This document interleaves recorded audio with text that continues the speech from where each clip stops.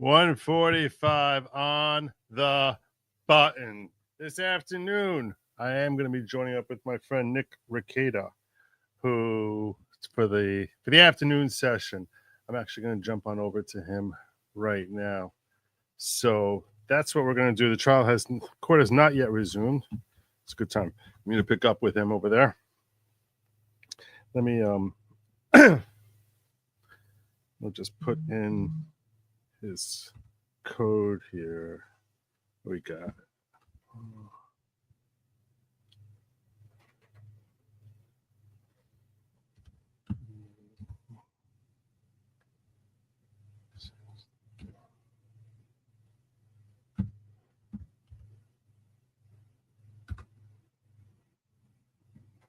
This looks right.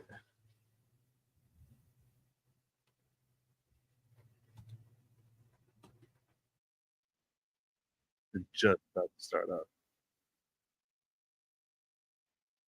Yeah, just in time, right? You hear my green grass theory? Green grass theory is if he falls there, meteorologist says there's 0.2 of an inch of snow, and that's where he's laying the rest of the night. When they pick him up, green grass underneath him. It makes no sense. The only way he could be laying on a bed of snow is if that bed of snow was there before he got there. They said even at 1 o'clock in the morning, only 0.5 inch of snow. His body heat would have helped warm it up, but even if it didn't warm up, which it would have, but even if it didn't, there wouldn't be any snow left under him. There would be a green strip of grass where he was laying if he was there from the moment that Karen Reed hit him, or even 15, 20 minutes. It's forensic evidence. This is better than a plow. I'm not sharing the screen yet. I need to be scaring this. Everyone's wondering, like, what the hell are you talking to? I'm talking to my friend over here, Nick Ricada. We're just starting up. It doesn't let you enter into an existing one, so it's lame. Doesn't really do it for me.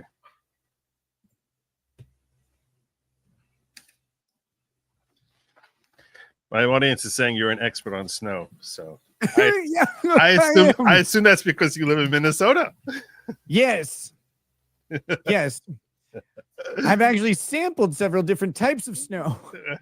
So I know exactly what it's like. I know when it's falling. I know when it's resting. I know when it's lined up. I know when it's plowed down. Best line of the morning is when they said 0.2 of an inch of snow. So you said, one of my audience said, so that's less than was in Nick Ricada's house at that time.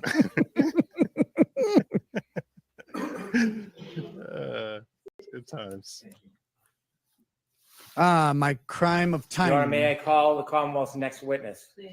Joe, you know what dumb it is? Charles Ray. If I had just done all of the cocaine, they wouldn't have been able to arrest me. That's the lesson, ladies and gentlemen. Don't stop doing cocaine until you run out. It's the dumbest set of laws. It pisses me off so much. You're good now. Ancient history. Yeah, no, it just now it's the principle of it. It's like, wait, so if I do the cocaine, it's better? Legally? Yes. As your lawyer, I can advise you to do the cocaine. Don't just leave it sitting around.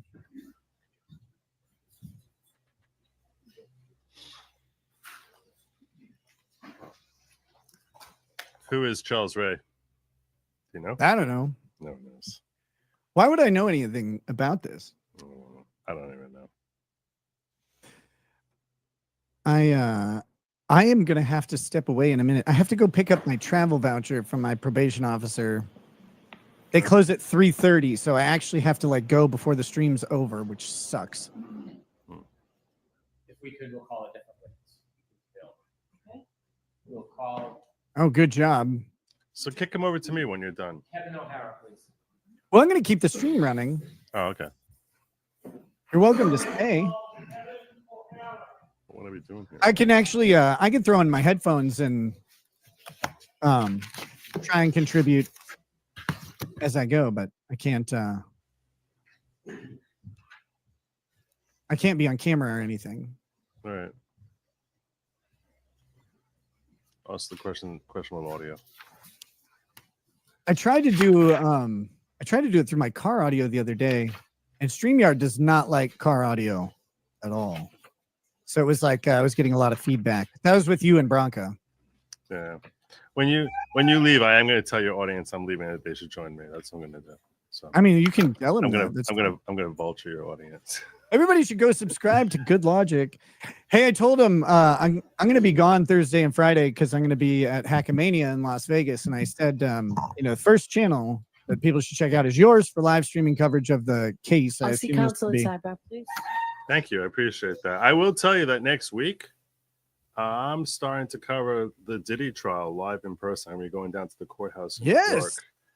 So awesome. I'm going to be dropping videos on it and then covering in detail on my live stream at night. So I'm going to basically be the Diddy channel. That's what I think is happening. And the trial, right now they're in jury selection. The trial is supposed to commence on Monday.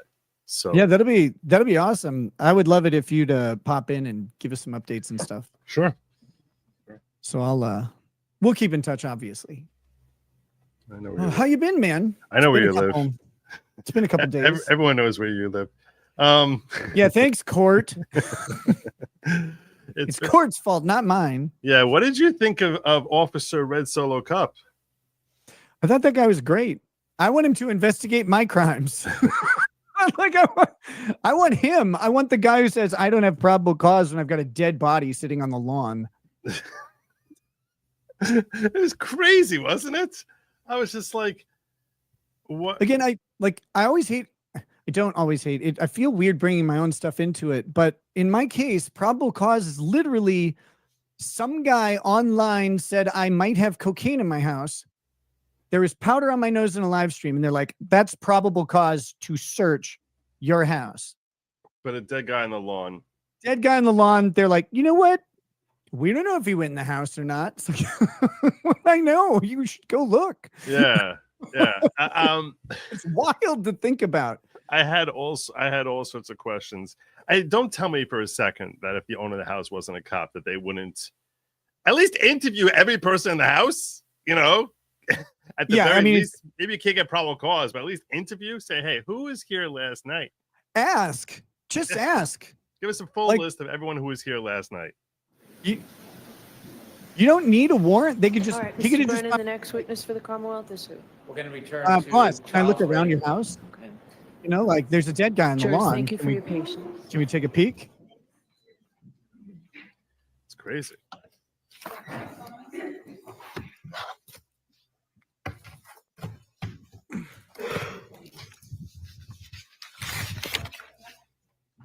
Oh my gosh, my neck.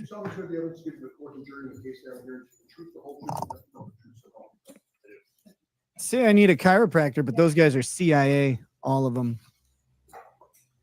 All right, Mr. Brennan, whenever you're ready. Thank you, Your Honor. Sir, could you please introduce yourself to the jury?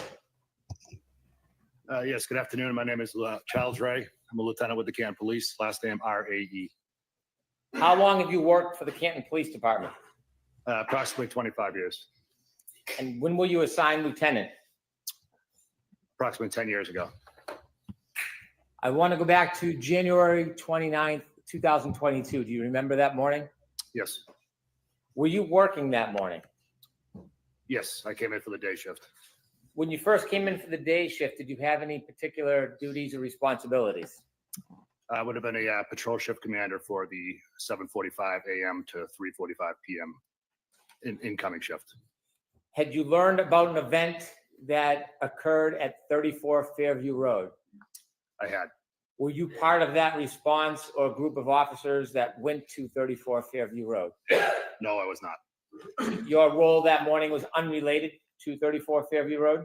Correct.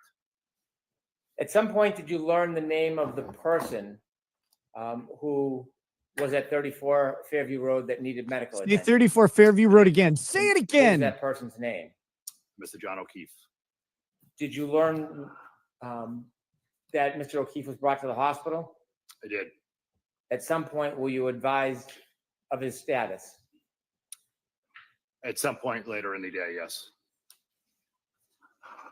While you're at the station, after learning about Mr. O'Keefe, You are muted. did you make a decision to do something? I did. Was it an order from somebody, or did you make a decision on your own? I can't recall whether it was an order from somebody. I don't think it was an order, but it probably might have been at the suggestion of the former chief of police. Either that or it just developed organically. But one way or the other, we decided that the right thing to do would be to do a well-being check of the home at 1 Meadows Ave, which is the decedent's residence. Why were you doing a well-being Because it's check super at Meadows annoying. Ave? But I have to. At that time, we have to step were under away the for a impression bit. that there may be 2 Go get this unattended young document. I'll be children back. at the home. When you decided to go to Meadows Ave, did you use a police vehicle? Yes. Do you remember which vehicle it was? It was Canton 682, which is the supervisor's vehicle. When you decided to go to Meadows for a well-being check, did you ask anybody to come with you? Yes, myself and Sergeant Lehan. Do you remember the weather that morning? Yes. Could you describe it for us? There was a well-forecasted snowstorm that had already began, and it was starting to pick up intensity at that point. At this point, I had moved to admit the dash cam video from Cruiser 682. Okay. No objection. Thank you.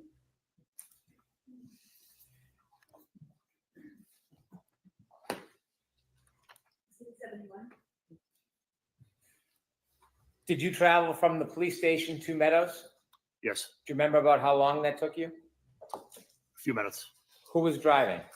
Sergeant Lehan was driving. And where were you seated? I was in the passenger seat. Do you remember arriving at Meadows? Yes. With the court's permission, I would show a portion of Cruiser 682. Okay.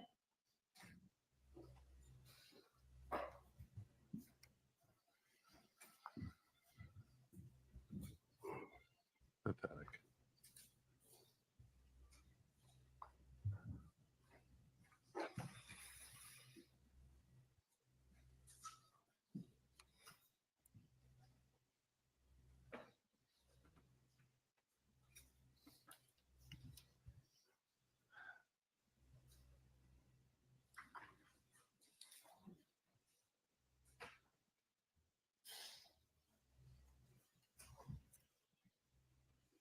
Oh, look at that.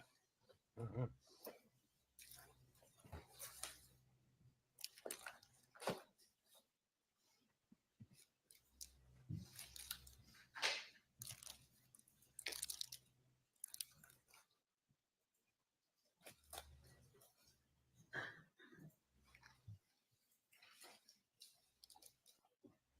I'm gonna step away, see, and open my go back to my own feed because this way I can pause if I need to pause and stuff like that. If I'm so I didn't realize Nick was gonna have to step out, so I am gonna just open up my own feed now, and yeah, and I'll catch Nick probably tomorrow, next day. Those are your Nick's chat. Good to see you, Godspeed.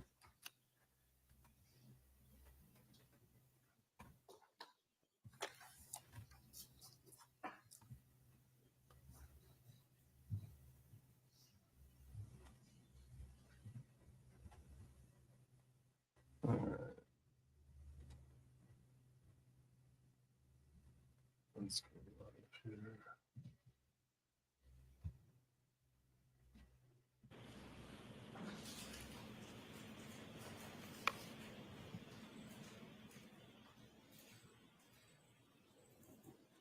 Could you stop, please, Ms. Gilman? A note that the time is 8:23:10. Do you remember the time when you got there? I didn't make note of it mentally at that time, but I've since learned that. Yes. Is this video that you have just watched consistent with your memory that morning? Yes.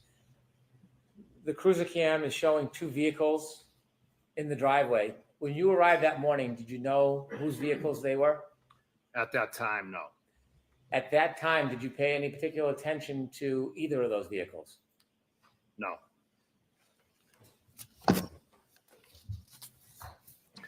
I do think that's If I Karen's could vehicle in show the center. exhibit 10, please. It does look like that taillight is missing at that point. So that's on January 29th.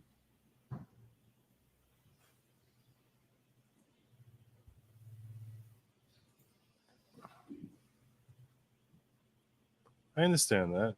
They have So to does that come here. appear to be a still photo from the video we just watched? They have to come here Yes. to subscribe. And I could told have them I was Exhibit gonna 11, please? leave, and I can't control it if I'm not in there. When you arrived for the wellness check that morning, were you working as an investigator in any way? No, I was not. Did you happen to pay any particular attention to the right side of the back of that car that morning? No, I did not. And is that photograph a close-up of the previous picture? Yes. Does it appear to be a still photo taken from the video on the cruiser that you were driving that morning or that you were in that morning? Yes. Okay, you can take that down, please. Thank you. After you arrived at Meadows, did you do anything? When we arrived at Meadows, we walked up to one of the front doors and rang the doorbell, knocked on the door. Anywhere we could see through plain view. We were just trying to see if we could raise anybody, see if the children were at the house. Did you find anybody? We did not. I'm just gonna say right there is the best forensic evidence I've seen so far that ties Karen, that makes me think that Karen may have hit him. And frankly, even that is pretty sus, considering you have to trust the police officers that it was found there rather than that she broke her tail light a month earlier. So, but claims that it was just cracked and not out. That looks like it's out, and it's he's pulling up there. That's the best forensic evidence. I'm going to ask to show 159. It's a portion of an exhibit that's already been introduced. I'm going to assume it wasn't AI. It doesn't look cracked to that. I'm saying is it looks like it's missing to me.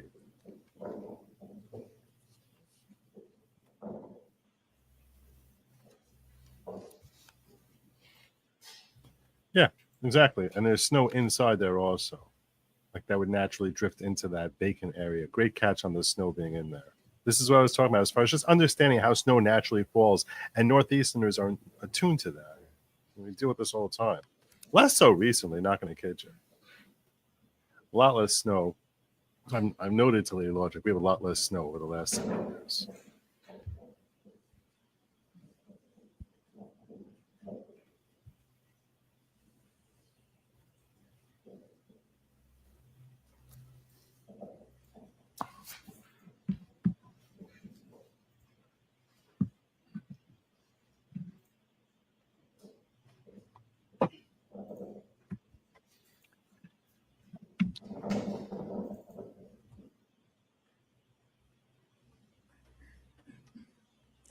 Thank you. At this time, I've moved to introduce former 19. It is. No objection, Ron. Okay.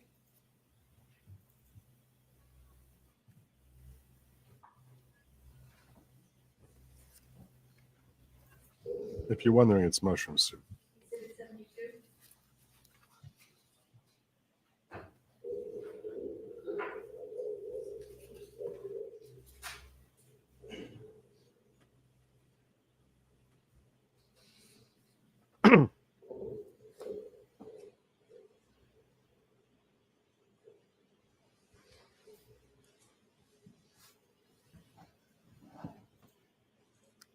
It still doesn't look that deep, even when he's walking through it in the middle of the blizzard many hours later.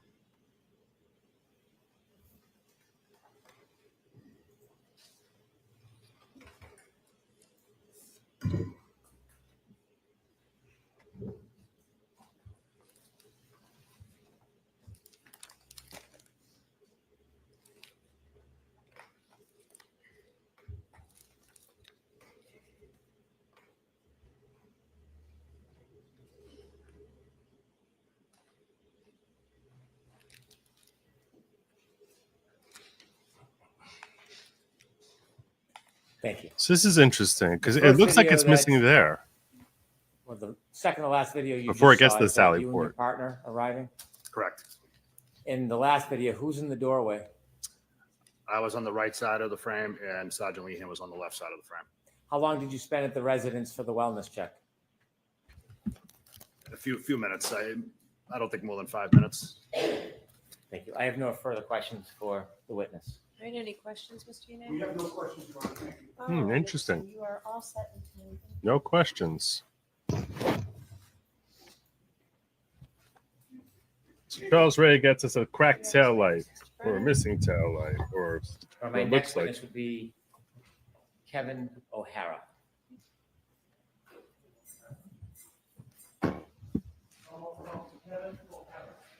O'Hara. That's probably an Indian last name.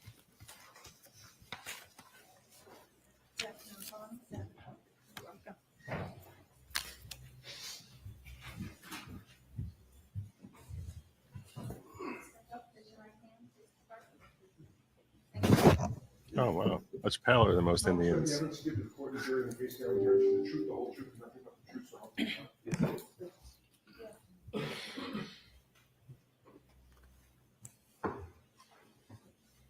All right, Mr. Brennan. Thank you, Your Honor. I Good hope you- afternoon, sir.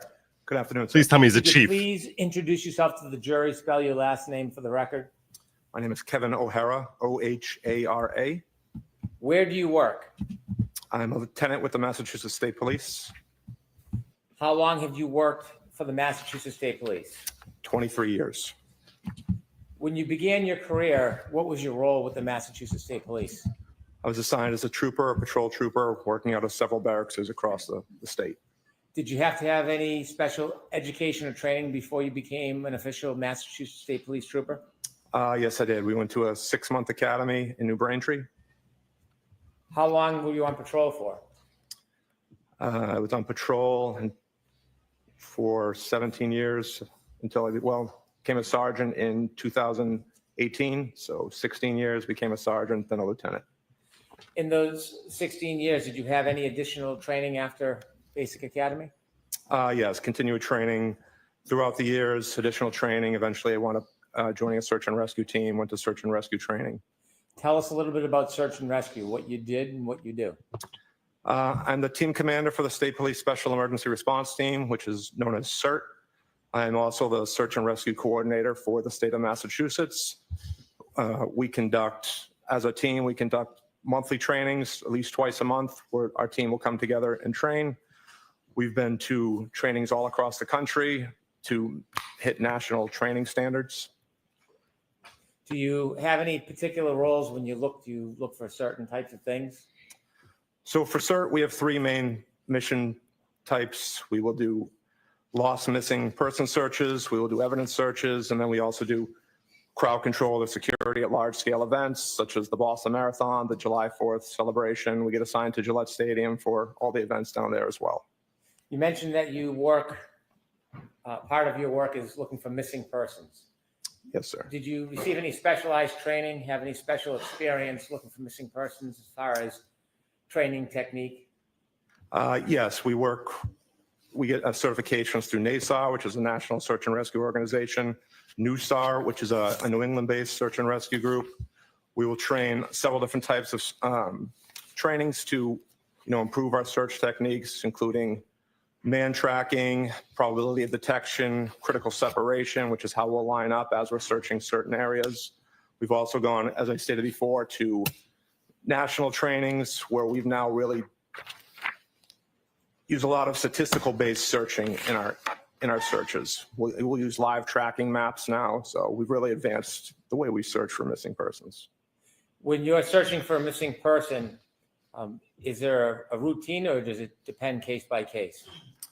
We'll start off with a set normal way we'll deploy. More than likely, we'll start with a canine, searching high probability of areas, trying to get people out as quick as possible. And then eventually it may turn into a line search or a grid search. You said that you lead the CERT team. That's correct, sir. How many CERT teams are there with the Massachusetts State Police? Just one. How do you decide what different cases or situations to get involved in? Is that at your request? It's not at our request. We'll receive requests either internally through other members of our department or externally from outside agencies. So can you take us through very basically how would a typical request come to you? Most of the time I'll receive what I call a courtesy notification. I'll get a call from someone that I know in the department or a local police department asking, giving the particulars of the case and if we'd be available and what I think about our response. If we are available, if we're not already on another mission, we'll then start the approval request process, which I have to send up through my chain of command. I have to send that up through a captain, which then will go to a major who's in charge of the special operations. And then he may have the final say. It may even go higher to him to Lieutenant Colonel of Field Services. If the request is internal through another member of our department, it also has to go up their specific chain of command as well. Sometimes getting an external request sometimes goes faster because there's not that second chain of command, to go through. In 2022, how many full-time members were on the CERT team? At that time, we had 55 members, which were, excuse me, sir, we had one full-time member, 55 total members on the team. So the members on the CERT team, did they engage in other roles at the state police at the same time they're a member of the CERT team? Yes, it's an additional duty. They have a primary assignment either at a barracks or some other assignment throughout the state. If you decided on accepting a mission or you were assigned a mission, who determines how many people from the CERT team would attend? That would be determined by myself and the captain from Special Operations. You mentioned back in 2022, there was one full-time member and 55 part-time members of the CERT team? Yes, 55 total, correct, sir. As we stand today, how many full-time members of the CERT team? Currently, we're 69. We did have 71. We've had a few members leave the team recently. Are those full-time or part-time members? I'm sorry, that's full total members. We have currently 5 full-time members. So we increased on both ends. Are members of the CERT Lot team more who work missing for people. Massachusetts State Police drawn from different geographical locations around the state? That's correct. We try to split east-west the best we can geographically, just so we have as quick a response time as possible. We'll break it down further into the northeast part of the state, the southeast, central, west, but main breakdown for us is east-west, basically using 495 as our boundary. If the CERT team's assigned a mission and there are members that are chosen to participate, how often would you go to that scene or involve yourself in that particular event? When I was the only full-time member, probably 99% of the missions I would go to. Now we have a few other supervisors on the team. I have a full-time executive officer who's also a lieutenant, but my role hasn't changed too much. Still, Where are we going, Hank? 95% of the missions. Where are we going with this? I want you to take us back to January 29, 2022. Okay. Were you contacted or was a request made for you to consider and accept the mission? Yes, I received a call from Lieutenant Tully. After receiving the call, what was your process? Again, that was what I would Well, for what? classify as a courtesy notification to see if we were available, if he thought we could get a response on that date. I told him we would be able to respond. I asked him if he had started the approval, the request for approval up his chain of command, which he hadn't at that time. He stated he would start on that, and then I contacted my captain after getting off the phone with him to start the approval process through my Who chain was of command. this? Do you remember generally about what time this process began? He called me at 2:32 p.m. Who are we looking At some for? point, was the task or the mission assigned? So I told What was the Lieutenant Tully mission? that, we had received a snow that day. I told him most of the members, including myself, may not have shoveled out their driveway. I told him at best case scenario would be an hour plus response time, depending on how long, it would take people to shovel out their driveway. So at 6 hours 2:53, later. I contacted one of the West team members, a sergeant from the West team, to have him send out an alert to our full team, just to build an availability list to see who was available. So at 2:53, that got sent out to the entire team. At some point, were you able to acquire or compile a team? Yes, Sergeant Simpson was able to put that list Why did you tell us to together. do what? And what time did you start to begin your way towards Fairview Road? At 3:48, we sent out an alert for the activation of our team, including notifying the team which members would actually be responding. I had just finished shoveling my driveway. By the time I changed into my uniform, got all my equipment together, I left my house at 4:13 p.m. When you left your house, were you in an assigned cruiser or a personal vehicle? Signed cruiser, sir. Is there tracking of assigned cruisers? Yes, there is. Could you share with us how that works? So each cruiser has a automated vehicle locator, a GPS system. It tracks everywhere you go, marking every time you stop. And did the vehicle you were driving have that system? Yes, it did, sir. Before you left to head towards Fairview at 4:13 p.m., had you already defined what the mission was going to be? I would hope so. Yes, I knew we'd be conducting an evidence search. Did you have any idea of how you were going to do that? Yes, I spoke to Lieutenant Tully just to get an idea of the area we'd be searching. I determined how many members we would need to respond to that search, which at that time I figured we would need 8 members to respond. Normally, as the team leader, I'll function more of an incident command role behind the team, documenting some of our efforts.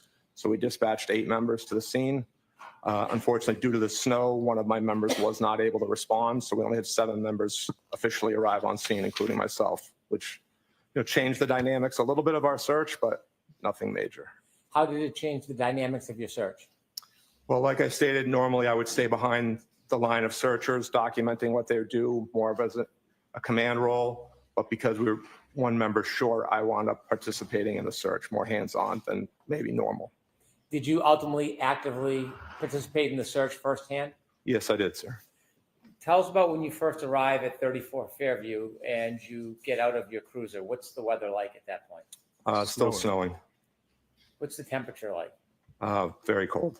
Visibility? It was windy, but no real issues for us to see. He's bringing that up to say this Is is there why a they particular couldn't. They missed area stuff. you were looking at? Yes, once I spoke to Lieutenant Tully, we wound up focusing on a specific area to search.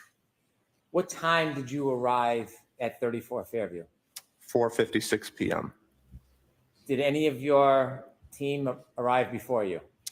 Just prior to my arrival, 1 member arrived at 4:54 p.m. And do you remember who that was? It was Trooper Jason Bousselet. Were there other members that arrived after you? Yes, there were. Did you wait until the entire team was there before you began? No, we did not. The other members that arrived, do you remember who they were? Yes, I do, sir. Do you happen to remember when they arrived? Yes, I do, sir. Could you share that with us? Trooper Blake Bearden arrived at 5:21 p.m. Sergeant Charles Luis arrived at 5:24 p.m. Sergeant Michael O'Brien arrived at 5:24 p.m. Trooper Scott Viscardi arrived at 5:34 p.m. and Sergeant Anthony Carrier arrived at 5:41 p.m. When you first arrived at Fairview and you looked at the scene, did you have any personal knowledge where any person had been in that area? No, I did not. Did you learn generally that a man was found in that area? Yes, I did. Did you have any photographs or precise location of exactly where that person had been found? No, we did not. Did you have a general area that you were directed to?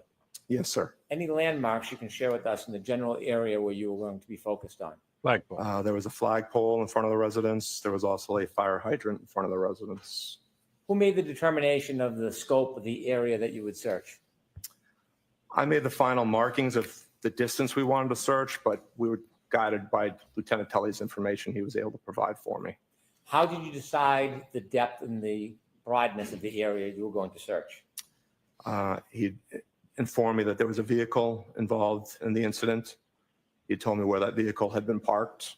So we wanted to make sure we started prior to where that vehicle was parked, which was almost adjacent to the front door of the house. If you were to look at the house we were at 34 Fairview Road, you don't say there was 2 front doors, a main front door and then a secondary front door at, closer to the garage, whether that's a mudroom or a den.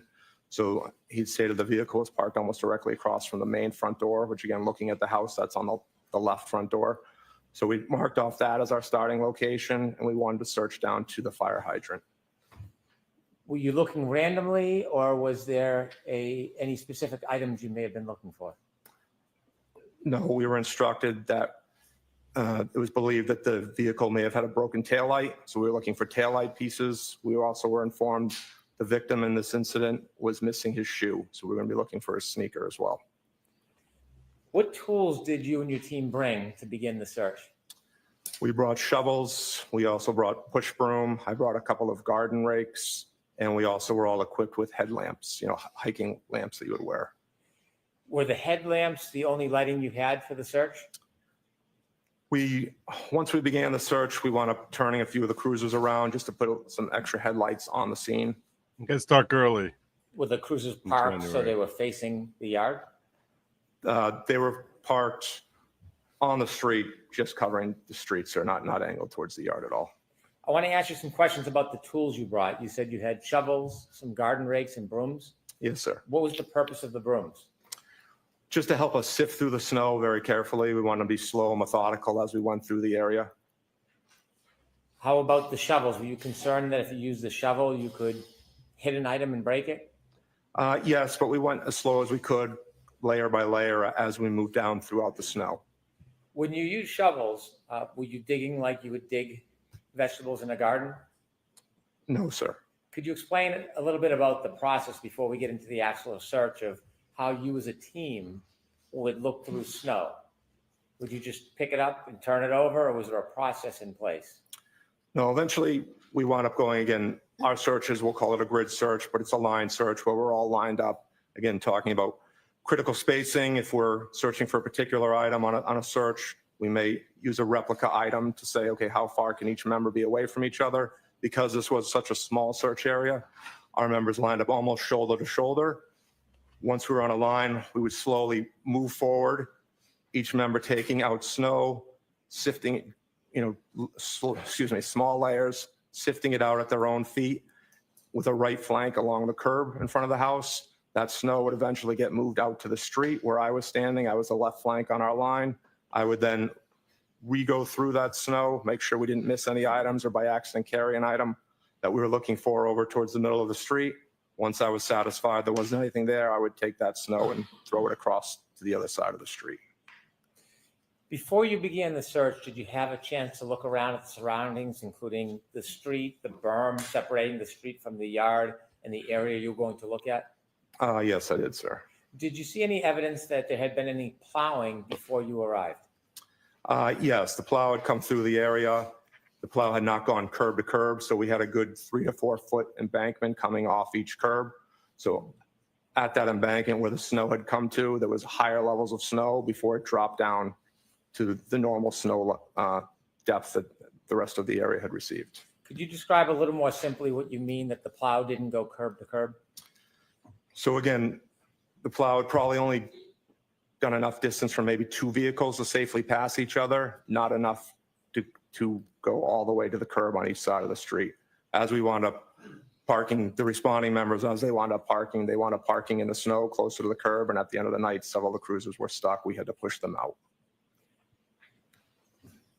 When you looked at the snow that appeared to have been pushed by the plow, did that snow that had been displaced reach the berm, the separation between the street and the yard? No, there was 3 to 4 feet between the edge from where the plow was to where the curbing in front of the house was located, sir.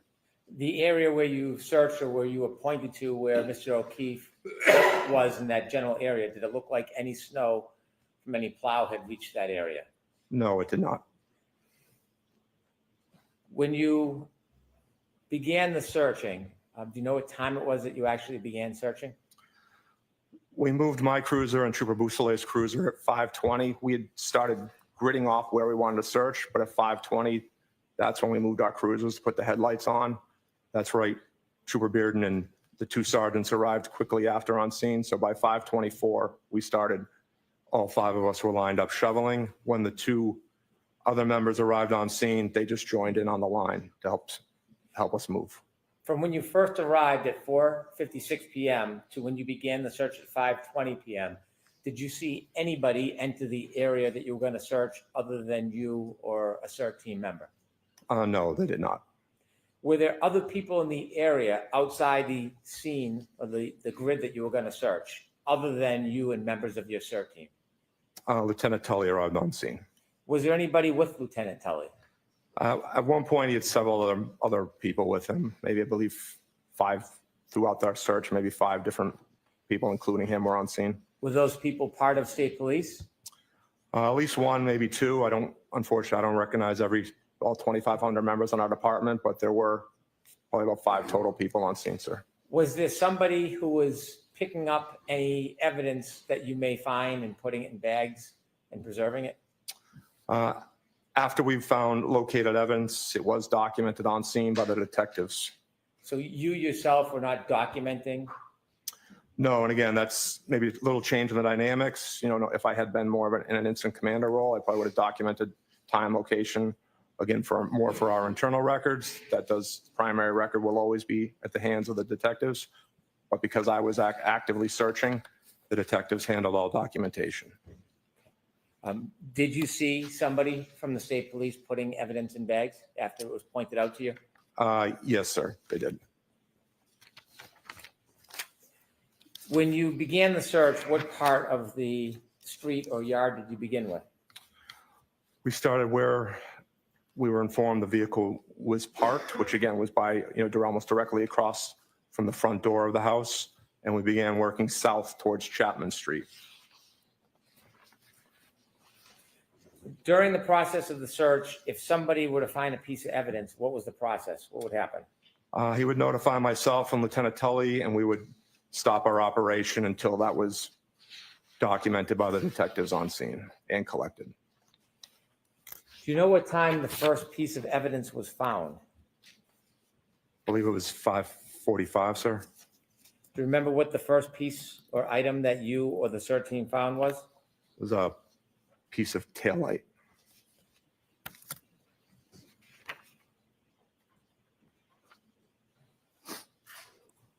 So the point they want us to realize here is that this is the Massachusetts State Police who are there. The car was taken by the Canton Police. So, and he's saying that no one else had been in there other than members of the search team, meaning that no one could have dropped the evidence there. I think that's where we're going with this. May I approach, Your Honor? Yes.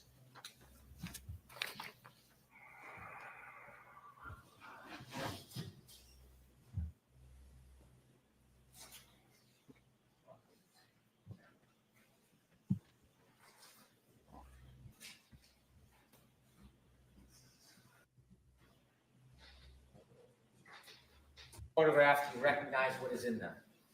First one, Yes, sir. what is that? It is a piece of clear lens from a taillight. And the second photograph? Was it? It was. It's the Ray same was from lens, the- just a little enhanced, Super. closer. Close up? Yes, sir. I'd move to introduce these two photographs into evidence.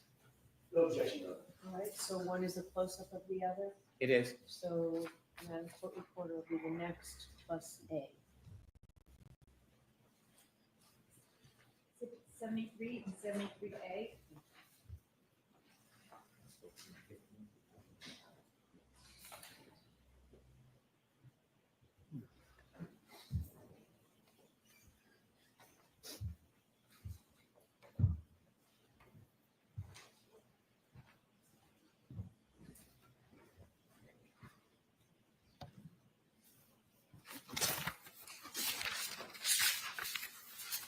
Let's briefly see those photographs.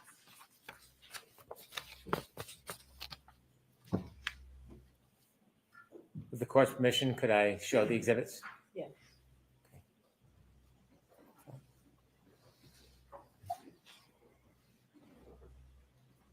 We see exhibit number 129, please.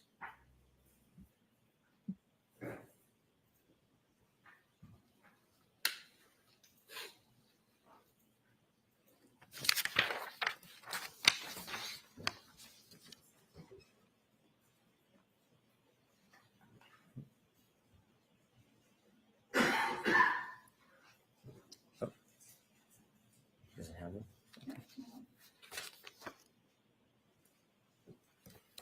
All right, I'll move on at this point. And that was at 5:45? Yes, sir.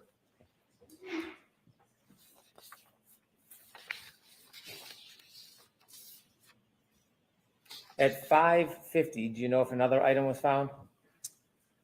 I don't know the specific times. I know the first piece was 5:45, but again, I didn't handle the documentation and I have not seen the evidence log. Inevitably, did you or your team find an item of clothing, We found the sneaker. Yes, sir. a sneaker? Yes, sir. Can you describe where the sneaker was found?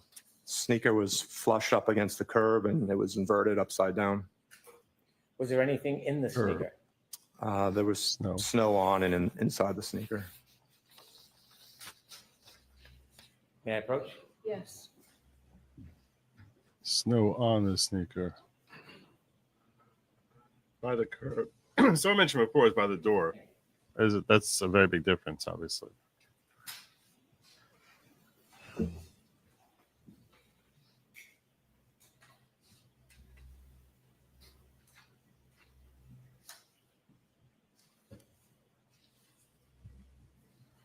Sir, I'm showing you three. That is the photographs. correct You spelling. recognize the first one?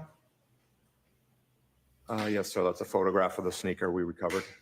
And where's it located in reference to the berm? It's directly up against the curb. Can you show, take a look at the second photograph, please? What do you see? It's a close-up picture of the same sneaker we located. And third photograph, please. Again, just a close-up, different angle photo of the sneaker we located. Thank you. All right, remove these three photos into evidence, please. All right, Madam Court Reporter, 74.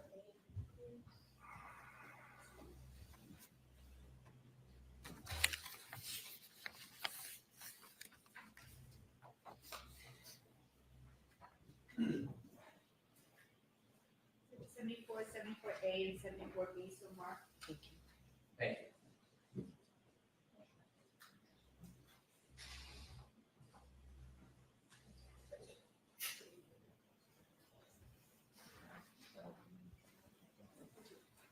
With the court's permission, could I show these photographs? Yes.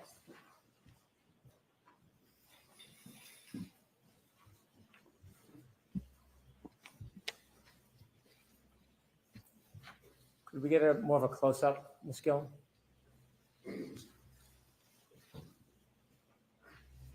Sir, can you describe what you're seeing here?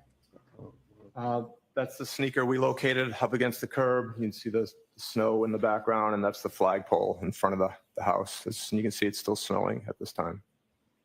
Could we see 121, please? That's the sneaker. And sir, can you describe again what that is? Just a close-up photo of the sneaker we located up against the curb. Is that curb the black area to the right? Correct, sir. How high is that curb? I'm not sure, sir. Several inches. 122, please. Look at that. Hold on. You see how there's like a lot of snow under the sneaker? Because the sneaker, like it's sort of like the heel is lower compared to the curb, and the toe is much higher than the curb, meaning it fell onto the sneaker. There was not that much snow on the ground at 12:45. There's not that much snow on the ground at 12:45. It was half an inch. Why is there all that snow underneath the sneaker? The toe wouldn't lift up by being blown. I guess it could. That's far more indicative of the fact that there was snow on the ground when the sneaker was landed in this particular spot and sort of stuck into the snow rather than there being no snow on the ground. Although it could have also been kicked around, to be fair, by the snowplow. If the snowplow came through and wind is blowing, that could have affected it. All right, I had to break that down for you. Different thoughts. Yeah, the plow moving it could have affected it. 22, please. But the toe definitely looks higher, like the sneaker's like on an angle. You described a photograph with a sneaker with snow in it. Is that photograph? Yes, it is, sir. Okay, thank you. You can take that down.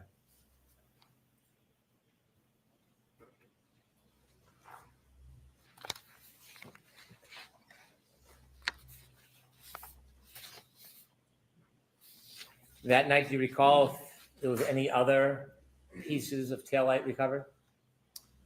I believe in total we located maybe 6 or 7 pieces of taillight. May I approach, Your Honor? Yes.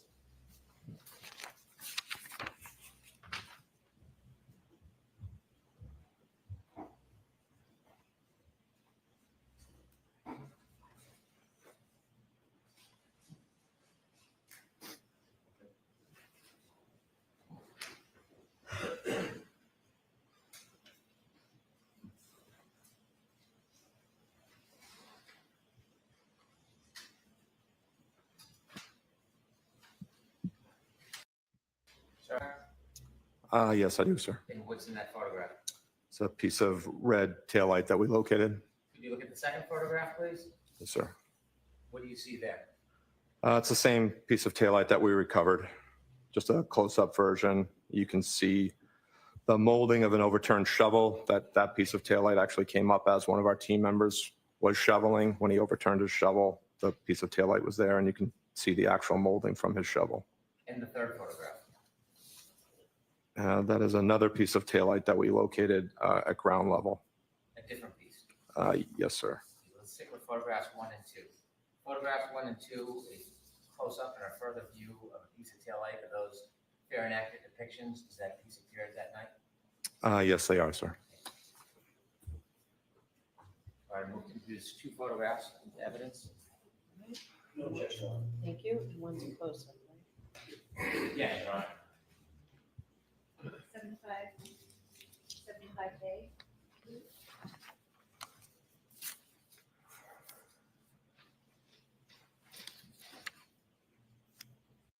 Did you examine or study the depth of those items when they were found?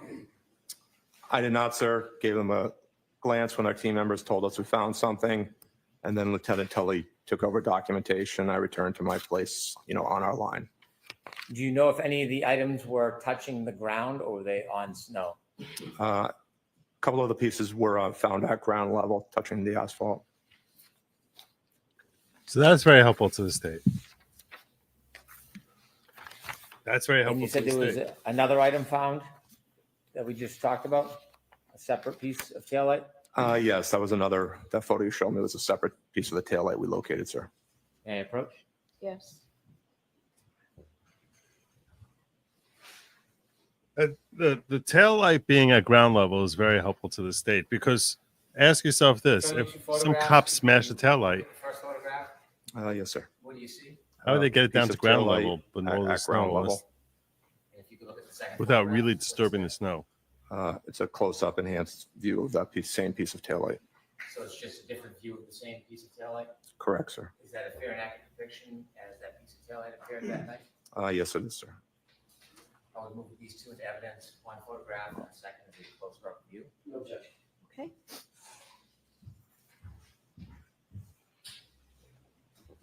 Is it 76 and 76A? While you were conducting the search, did anybody but your team, Trooper Tully, the person who was documenting the evidence, did you see any other people who were not law enforcement in the area? At some point during our search, the media arrived on scene, began filming us or taking photos. Was there anybody from your department or a different department that was managing the crowd? No, there were members with Lieutenant Tully that I believe were not state police members, but I wouldn't know how to characterize what their job description was, sir. At any time, did anybody enter that area or scene, the grid that you and your members were working on, other than your group and Trooper Tully and the people with him? No, correct. Once we marked off our area, no one came forward of our line. That whole search area was fresh, undisturbed snow as we moved through the area, and no one moved past our line. Even when Lieutenant Tully and the member who works in his unit came to collect the evidence, they didn't move past the point we had searched up to at that time. Why were you so careful about anybody coming onto your grid? We don't want to disturb our scene, but we also don't want to move forward unless we're all moving together, acting in unison. Given you had brushes and rakes and shovels, did you get through every piece of that area? We didn't go all the way to where I had marked off originally because after we'd found everything that was collected, we had gone approximately 8 to 10 feet without finding any other evidence. Lieutenant Tully and I had a discussion. I think we determined we'd found everything we were going to find that evening, and we decided to suspend the search. Was it a search that took up the whole front yard and street of that area? Our focus was on the street. We really didn't touch the front yard at all. We started to go over the curb at one point to see if we could search the grass area, but we could not properly definitively say we were searching it well. As we started to move the snow, we couldn't really differentiate down to the grass level. How hard was the ground? It was cold, frozen, The ground was frozen. sir. And so not being able to search the entire yard, was there a plan at that point? Did you just end your mission? So when we suspended our search, we'll always do a full team debrief, and we'll debrief with the person who requested our search. So, and at the end of our search, we'll come up with what we call our probability of detection. We'll give a baseline determination of what I think our percentage-wise, whether we would have found what we were looking for. We'll provide that. I did provide that to Lieutenant Tully. Told him there was a good chance we did not locate everything that evening, and we offered to return at a later date or time at his request. When you were looking generally for pieces of taillight in the sneaker, were you informed, did you have any idea how much taillight would be in that area? I did not know, sir. Was there any way for you to, at that point, identify exactly what you were looking for? No, we didn't have a photo of the taillight. I was never shown anything, so I wasn't sure how much we were actually looking for. May I approach, Your Honor? Yes. I'll withdraw that. What time did you end the search? Approximately 6:15, I believe. I was the last one to leave, which was 6:23 p.m. when I left.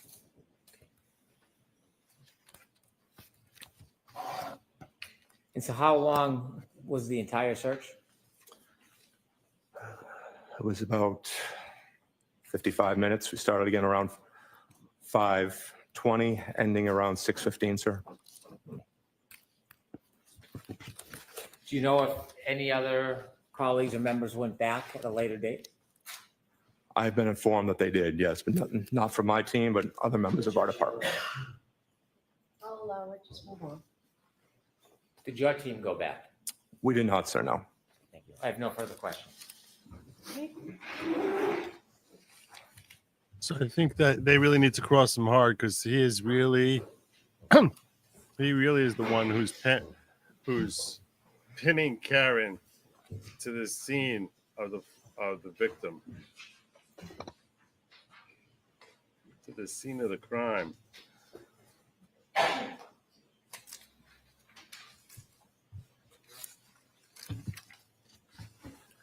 Good afternoon, Lieutenant. Good afternoon, sir. When you first arrived at the scene, was there crime scene tape up? No, there was not, sir. Was there any barricade up at all? No, there was not. Was there any evidence that the crime scene was being secured at that time? There was no police presence on scene, sir. Okay. So that when you arrived, the scene had been left unsecured. Do you know how long it had been left unsecured? I do not, sir. So before you arrived, at least, and before your presence was known, for some time before you got there, that scene could have been accessed by anyone, to your knowledge.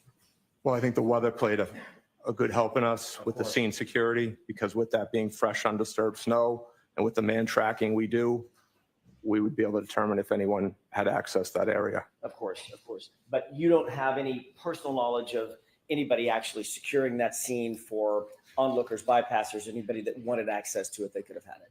Not that I'm aware of, sir. Okay. You indicated that Lieutenant Tully first contacted you but exactly at 2:32 p.m., correct? That is correct, sir. At that time, your team was not stood up.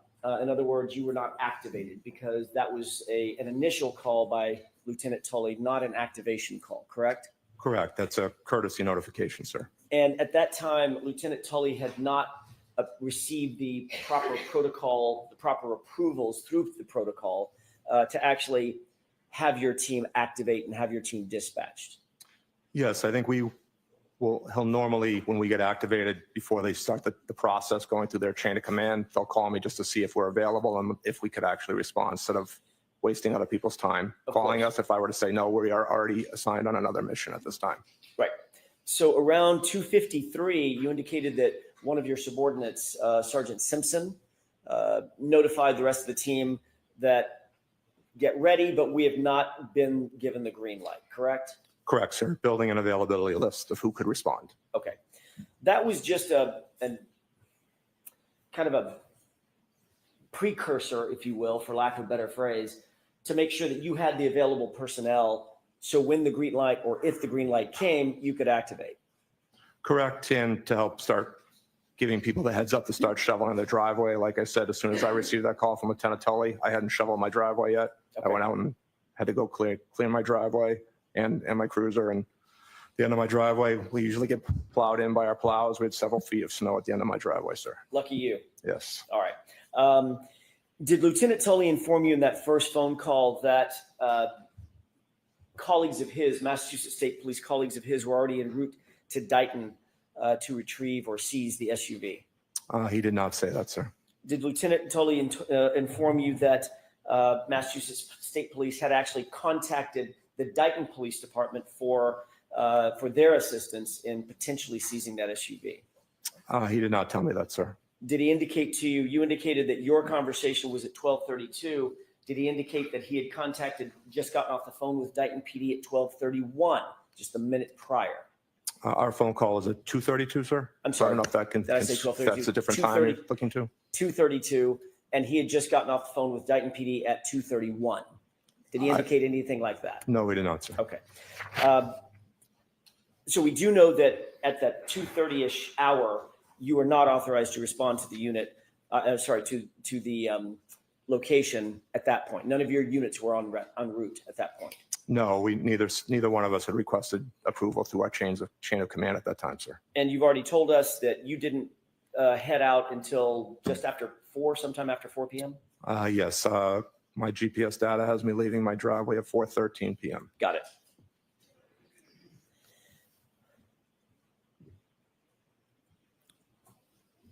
Once you were at 34 Fairview, you arrived first, correct? No, sir. I'm sorry, I mistook that. Tell me who did arrive first. Trooper Busalil arrived at 4:54, and I pulled in just after him at 4:56, sir. My mistake. When you first arrived, you were awaiting others of your team to arrive as well in their personal vehicles or their marked vehicles, correct? They were still en route at that time, yes, sir.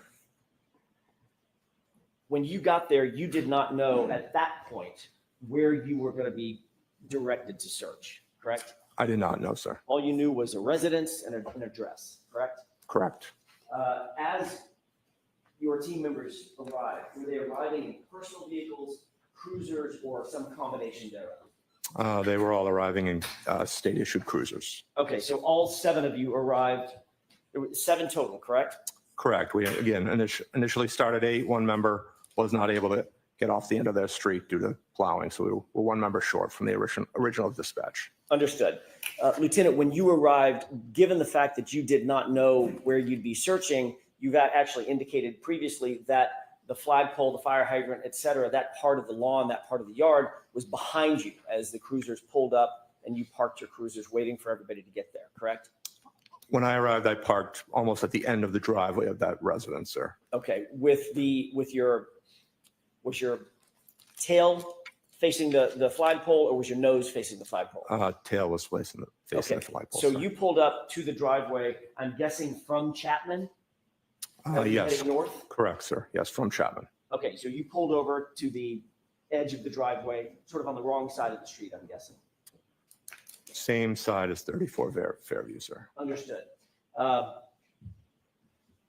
So the area and the grid area that you ultimately decided to search and ultimately were directed to search, that was all behind you. Yes, it was, sir. And it was dark out, obviously. Yes, it was, sir. Getting dark. It was dark. It was winter, so it was dark at Okay. 5 o'clock. Your focus was certainly not on the area behind you at that point, correct? While As we a were matter of fact, your driving, sir? focus wasn't really anywhere, was it? Because you No. didn't know where you were going to search. Correct, sir. Okay. Ultimately, your team members began to arrive one by one, and each one of them would stay in their car, or would they get out and come coordinate with you, like at your cruiser? No, as they arrived on scene, they would come out because Lieutenant Tully had already arrived on scene. He was technically the 3rd member of the state police on scene. Okay. So once he got on scene, I was already out talking to him, and I was marking off the area we were going to search. Understood. You ultimately he ultimately at some point did direct you to a location behind you, which you were not currently focused on, toward the flagpole, the fire hydrant, you said. Yeah, I wasn't focused on any area at that time, sir, no.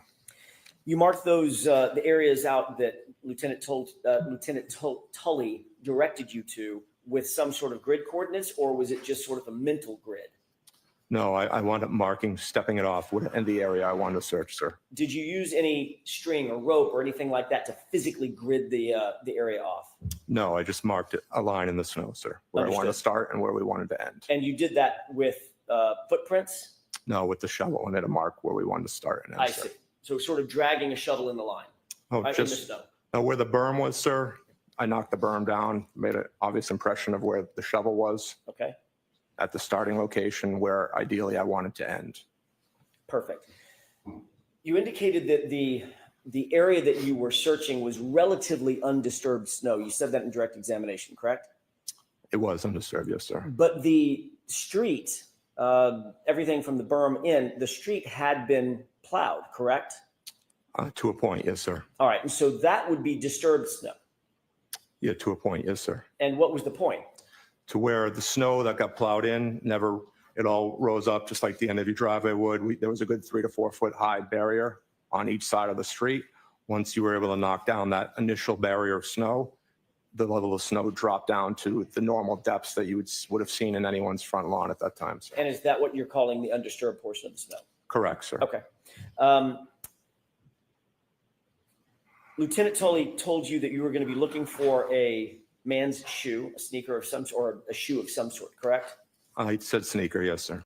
And he told you that you'd be searching for plastic, red plastic potentially from a taillight. Is that right? He said taillight pieces, yes, sir. Did he indicate that some of them would be red, some might be clear, might be a combination of the two? He didn't indicate a color either way, sir. He did direct you to where he believed you should search. It was his direction that sort of gave you your grid coordinates, correct? He indicated where the vehicle had been parked and where the victim's body had been located and suggested that was the primary area to search. Did he tell you whether or not he knew from personal knowledge where where John O'Keefe's body had been? He did not, sir, no. Did he tell you whether he had personal knowledge where any taillight material might be? He did not know, sir. Did he tell you that he had any personal knowledge where an impact site might have been? He did not know. Did he tell you that he had personal knowledge that there had been an impact site at the location? No, he just said he believed the incident involved the vehicle. Okay. One of your goals when looking at the search location was to obviously remove the snow as methodically as you could, correct? Yes, sir. You wanted to not only remove layers of snow, but then ultimately expose the layer beneath it with as little disturbance as possible. Is that right? Correct, sir. I think you noted that the plow had not plowed all the way to the curb, so the snowbank was sort of in the street, not in the yard, or at least a few inches from the curb line and not in the yard, correct? Correct, sir. As I stated, as some of the responding members parked, they were thinking they were parking in a safe spot in the street, and their cruisers wound up being stuck at the end of the night. And you and your team had some experience doing searches in snowy conditions, being from Massachusetts, I'm guessing. Missing person searches, we've never been out for an evidence search in this specific type of conditions, but we have done missing person searches. So this was the first time you and your team had executed a search of this nature in these kinds of conditions for these kinds of items? In blizzard conditions, yes, for an evidence search, yes. But you did indicate on direct examination that although it was blizzard conditions and the winds were high, and we've learned that windy conditions sort of define a blizzard in some respects, the visibility was relatively good. Yeah, with our headlamps, we had pretty decent visibility. Feels like Jackson is sort of I feeling want to ask you a couple around. of questions about the techniques for conducting a search like this in some sort of snowfall. Obviously, as a specialist in searches, one of the things that you put as the highest priority is documenting exactly where the search is conducted, what techniques are used to conduct the search, and what, if anything, is found and exactly where it's found. Correct? Yes, documentation of your search is important. Yes, sir. You'd also want to document the time that things are found, correct? Yes, you want those documented. And you'd want to document the relative locations between and among items that are found. How close are they to each other? How close are they or far are they from a stable landmark, a static landmark, correct? So we will mark items, sir.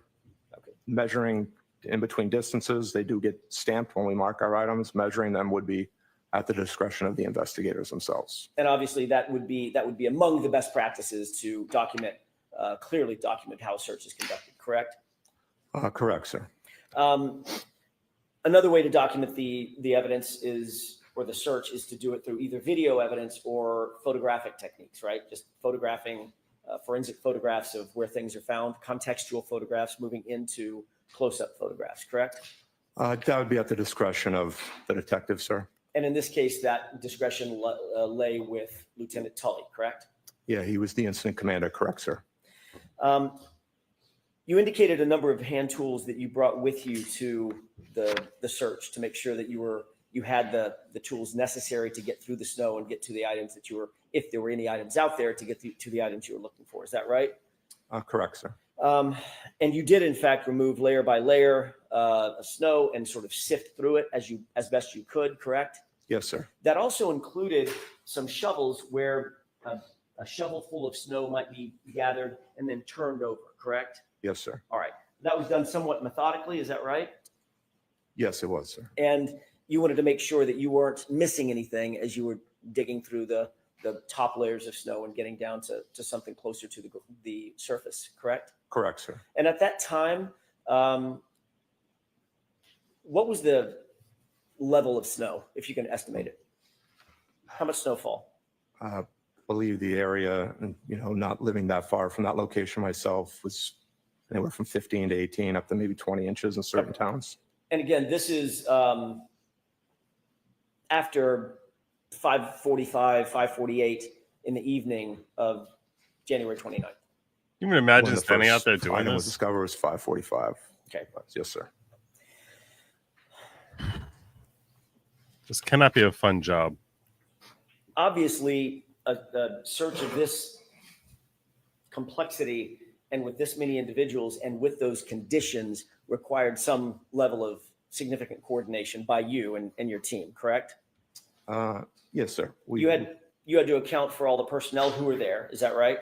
Correct, sir. That included, I'm going to go through a quick list: Bearden, Beausoleil, Carrier, Luis, O'Brien, O'Hara, you, and Biscardi. Is that right? Yes, sir. So there were 7 individuals, as well, Lieutenant, as 7 vehicles to account for, to make sure you're not driving over the wrong areas, walking over the wrong areas, standing over the wrong areas, Only correct? St. Eyes. Correct, sir. And not only did you have to account for those 7 officers, each of whom arrived in their own vehicles, you also had to make sure that those vehicles were positioned in the right spot to make sure you don't drive over the area that you need to search and might be impacted by your cars, correct? Yes, sir. After Lieutenant Tully arrived on scene, the remaining cruisers never came past the initial location of where we believe the incident occurred. Before he came on scene, the cruisers that were there were down toward the driveway, closer to where you were, and you, of course, were positioned with your back to the location that ultimately was searched, correct? Yes, sir. That was 2 of the 7 cruisers, yes. Okay.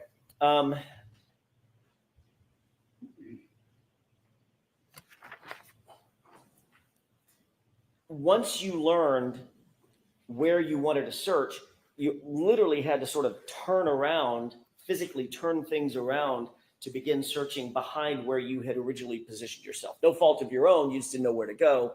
You had to sort of turn around and go backward toward the area of the flagpole, away from the area of the driveway, correct? Yes, sir. And so as you began to focus on the other side of the house, the other side of the driveway, you had to actually reposition a couple of the cruisers. You didn't have to, but you chose to reposition a couple of the cruisers to turn their lights back around, correct? That is correct, sir. At some point, you've indicated that there were other individuals who you noticed were at the scene. Is that right? Yes, there were non-CERT members on scene, sir. Okay. And those non-CERT members included, or they numbered, at least 5 individuals, not including Lieutenant Tully. Is that right? I believe that includes Lieutenant Tully, sir. I believe, The- I believe the it was five- 5 total. Okay, so 5 does include Lieutenant Tully. There were 4 others that were non-cert members, correct? Correct, sir. And those were members, I think you've earlier testified that those were members of either Massachusetts State Police or Canton Police or both. Is that right? I believe it was both, yes, sir. And you did not recognize those individuals. I recognize one of the state police members. I believe a second one was also a state police member that I'm not familiar with. Okay. And then 2 other members that I believe were Canton Police, but again, not familiar with them. And these individuals were obviously, it's dark. You're not paying attention to them. You're not paying attention to what they're doing. They probably have hats and hoods and gloves on, I'm guessing. Well, they didn't arrive on scene right away, so we were already well into our search before they even arrived on scene. The only one who was on scene originally was Lieutenant Tully. Did they arrive before you found If you taillight? weren't paying close attention to those 4 officers, those additional 4 officers, how do you know exactly what time they arrived on scene? They weren't in the area we were searching, so they came on scene after we were already on our line searching, sir. So they may have been in the area, but you didn't see them until your line search had already begun and you made note of them, correct? Correct. I don't know when the exact time they arrived on scene, sir, but they weren't on scene when we were when we started our search. Or they weren't in your vision when they started their search? No, they were on scene, sir. Okay. But you don't know, as you sit here, you can't say what time they showed up. I do not know, sir. And did they come at your direction? They did not. Did they come at the direction of any of your staff members, any of your colleagues? No, we did not request them, sir. Okay. So they were there for some reason other than why you were there. That's correct, sir. The plot thickens. If I may have just a moment, Your Honor. Yes. These individuals, you noted they were either from, I think you said 2 from Massachusetts State Police and 2 from Canton Police, correct? Yeah, including Lieutenant Tully, it would probably be three MSP and 2 Canton Police, sir. Okay. Excluding Lieutenant Tully, who was working very closely with you, the other 4 individuals, they were in full uniform or they were plain clothes? Plain clothes, sir. And your focus, once you began your search, once you stood up the team, turned your cars around and realized exactly the grid where you were going to search, that's when what your focus was on, correct? Yeah, I was focused on our search area, correct, sir. And when you're searching a line, for instance, if it's a line that extends to your right or to your left, the search that you're conducting is literally right directly in front of you, correct? Well, you're always looking left or right because you're staying online with your teammates, so you always have a full view of the scene you're searching, sir. Understood. I'm not saying that you look down and never look up again, but I'm saying that your focus, the main focus of your search is directly in front of you. That's why you do a line search. So you can take small steps, search in front of you, move forward, search in front of you as a line. We replied yes, and he turned and went back inside the residence. And as you sit here, you don't know who that person is. I do not, sir, no. But he's a male, I'm guessing middle-aged, It was not a child, sir. It was definitely an adult male, sir. adult male wearing a hooded sweatshirt. Yes, sir. Thank you. You testified that you recovered, having a hard time speaking, it's been a long day. I apologize. Let's try that again. You testified that you recovered a piece of plastic first before you recovered the shoe, or do I have that backwards? No, there was one piece of taillight located before the shoe, sir. Understood. You've also indicated that of the, I think you said 6 or 7 total pieces of plastic that were found, that all of those pieces of plastic and the shoe were found basically right next to each other, correct? I don't know the exact distances, but they weren't too far apart, some several inches to others maybe a foot or 2. I don't know the exact distances, sir. Without assigning an exact measurement down to the millimeter, Lieutenant, you've earlier indicated that all of the pieces and the shoe relative to each other, it's just relative to each other, were found within a foot or so of each other, correct? Eyeball, again, as the distance I just said, sir, from inches to maybe a couple of feet. I know they all are geomarked with exact coordinates that, could be measured out at a later time, which again would have been at the purview of the detectives, but we did not measure them. Again, that does not make all sense. eyeball that night. Understood. When I say, and it may have been a bad question on my part, Lieutenant, and if it was, I apologize. When I say a foot, within a foot of each other, I don't mean a foot apart. All of them you've earlier testified would be inside of a foot total, correct? Or I don't maybe think 2 they- feet now? I don't think they'd be quite that close, sir. I think they were maybe in between each item, sir, or close to it. I have just a moment, Your Honor. Yeah, I would think that if she's moving backwards, let's imagine that the state is correct here. I would think if she's moving backwards, taillight would go Okay. fly much further. His shoe would sort of stay behind. I know this isn't necessarily a That'd be good 5-6 feet, I would think, at contest least. about your prior testimony, but do you remember testifying about this specific issue? Here I go again. I can't speak. This specific issue about a year ago, back in 2022 at a grand jury. Yes, I did, sir. Okay. Do you remember exactly how you described where everything was with relative? That seems way too close. Grand jury, Okay. relative to each other. Do you remember how you testified exactly? I believe I said within a few inches or a foot away. Yes, sir. Excellent. You've rattled off times and dates like I've never seen before. So it's exactly what you said. So within a few inches of each other, maybe a foot is what you said, correct? That's what I said. Yes, sir. Okay. So if it's maybe within a foot, this is an 11 and a half by 8.5 piece of paper, maybe an area a little larger than this, correct? Correct, sir. Okay.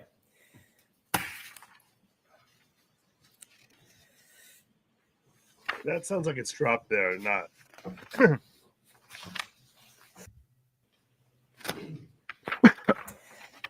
As you found items of evidence, did you That's way too alert close. Lieutenant Tully to that specific piece of evidence? Yeah, so I was not one of the members who found any of the evidence, but as my team members located something, we would halt the line. Lieutenant Tully was a short distance behind our line. We would go out, get his attention.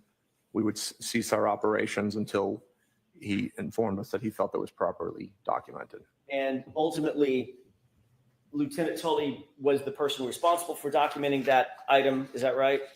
That is, sir. We fall under the incident command structure. He technically took the lead as the incident commander that night, sir. And he did that through photography?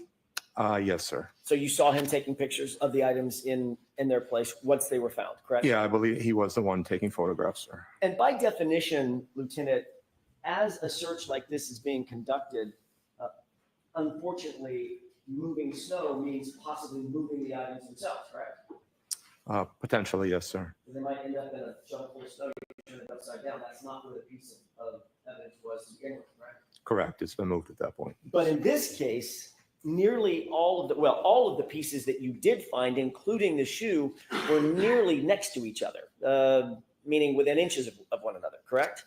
I don't know the exact distance again, sir, ballpark eye distance, but again, that is why we provided the GPS coordinates of each location, because we did stamp those with a handheld GPS as we found items of evidence.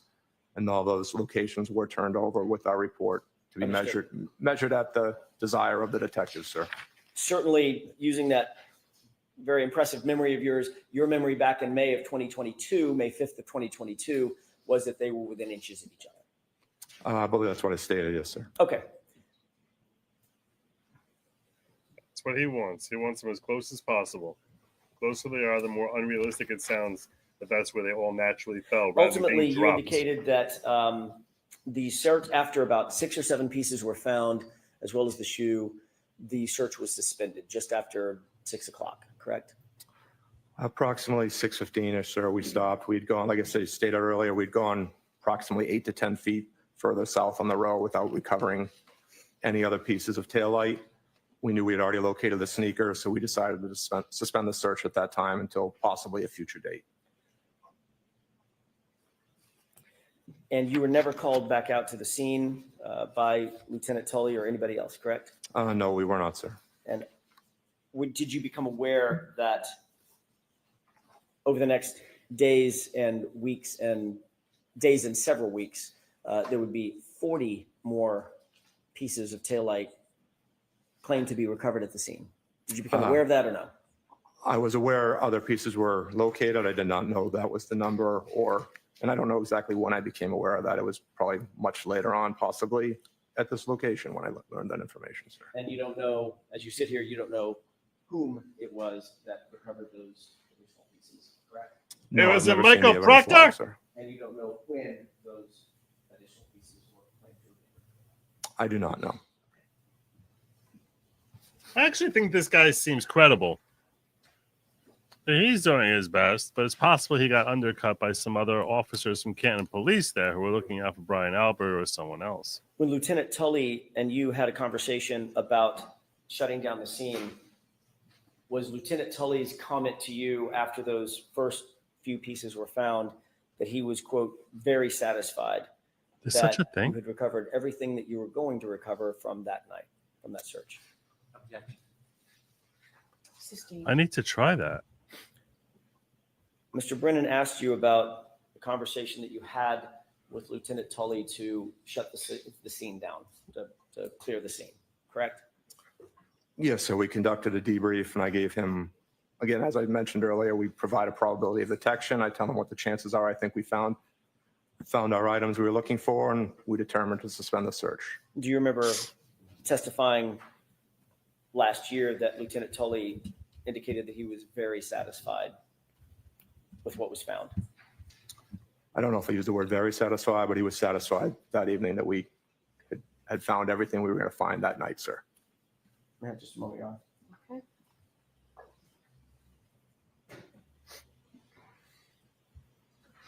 Do you remember exactly what you indicated Lieutenant Tully's words were as you sit here? I believe, yes, he was satisfied with the search. I just don't know if he used the word very satisfied or not, sir. Would refresh your recollection, take a look at your transcript. I'm sure it will, sir. It's the one thing you didn't remember. Man. Thank you. Highlighted portion, Lieutenant. Thank you, sir.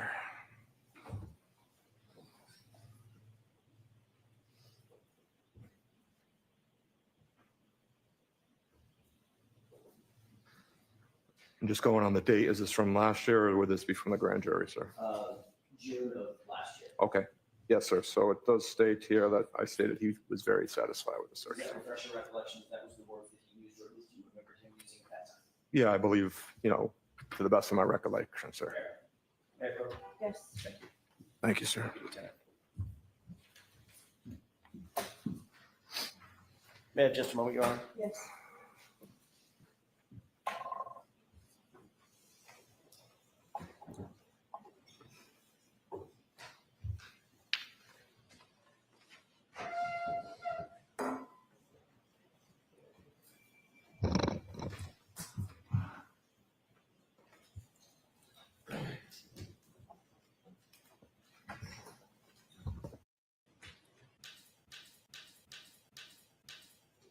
Am I live? I am live. I was like, this is a good time to catch up, and I'm all caught up. That'd be awesome. We need jury members in here. We'll set you straight. You just nod and smile at Judge Beverly there.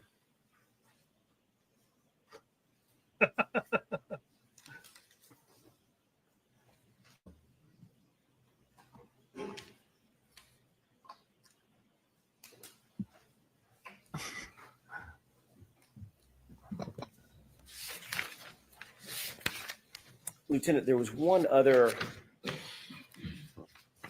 thing that I wanted to ask you about, which is you had indicated to Lieutenant Tully at some point close to 6 p.m. or so, it would be helpful if you and your team had a photograph of what it was you were looking for, correct? Yeah, I believe after we found the first piece or two, I asked him if he had a photograph that we could look at just to see how large of an area, So that how would- large of a piece we were looking for, sir. Yes. Fine. So that would just timing wise, if you found the first piece at 5:45, first piece or two, maybe 2 or 3 or 4 minutes later after that, maybe 5 minutes later. So let's place it at 5:50, close to 6, something like that. Yeah, probably between 5:45 and 5:50 possibly, sir. And you said to him at the time, it'd be helpful if we had a photograph of what it is you're looking for, correct? Yeah, I said that would help. Yes, sir. And Lieutenant Tully told you that the vehicle did not have a photograph because it was still en route from Dayton being transported to Canada, right? He did say he did not have a photograph and it was being towed back. Okay. Thank you, Lieutenant. Thank you, sir. Okay, Mr. Brennan. Thank you.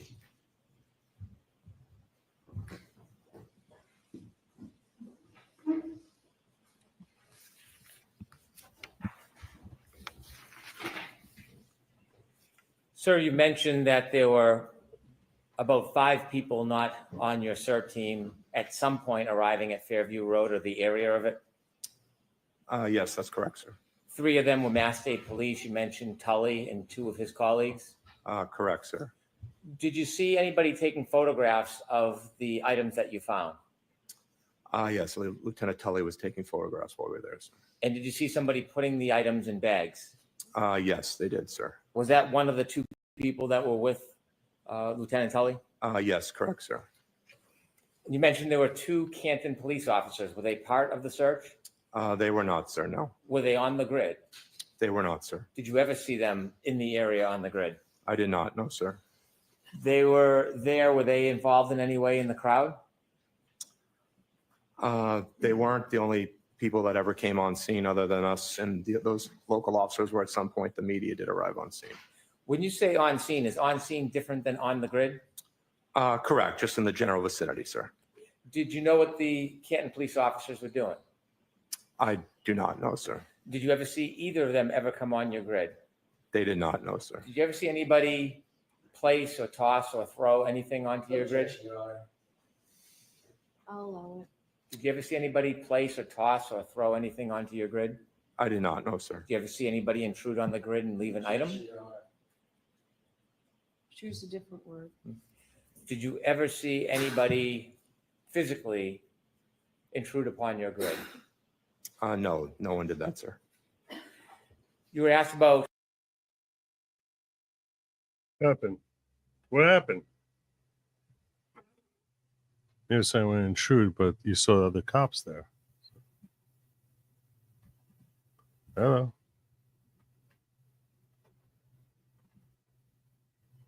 Does their video end?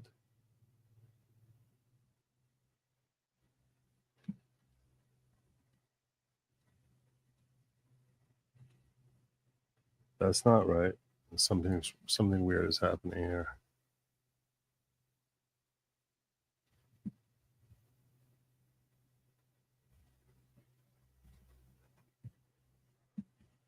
I can't press play.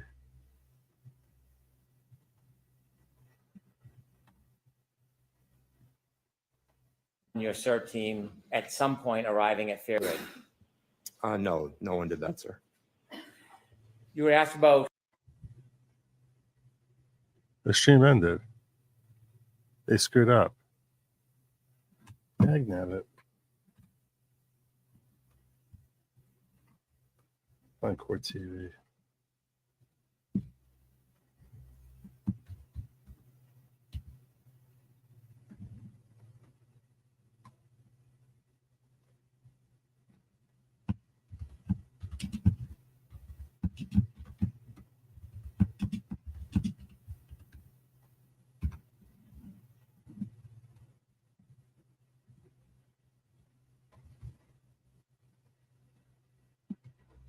Sir. Did you know somebody at the time known as Trooper Michael Proctor? Yes, I did know. I do know him, sir. Oh, we Or got Michael either Proctor in here. Michael Proctor or Go back. Trooper Yuri We're going to go back a minute because there seems to be, we lost some stuff.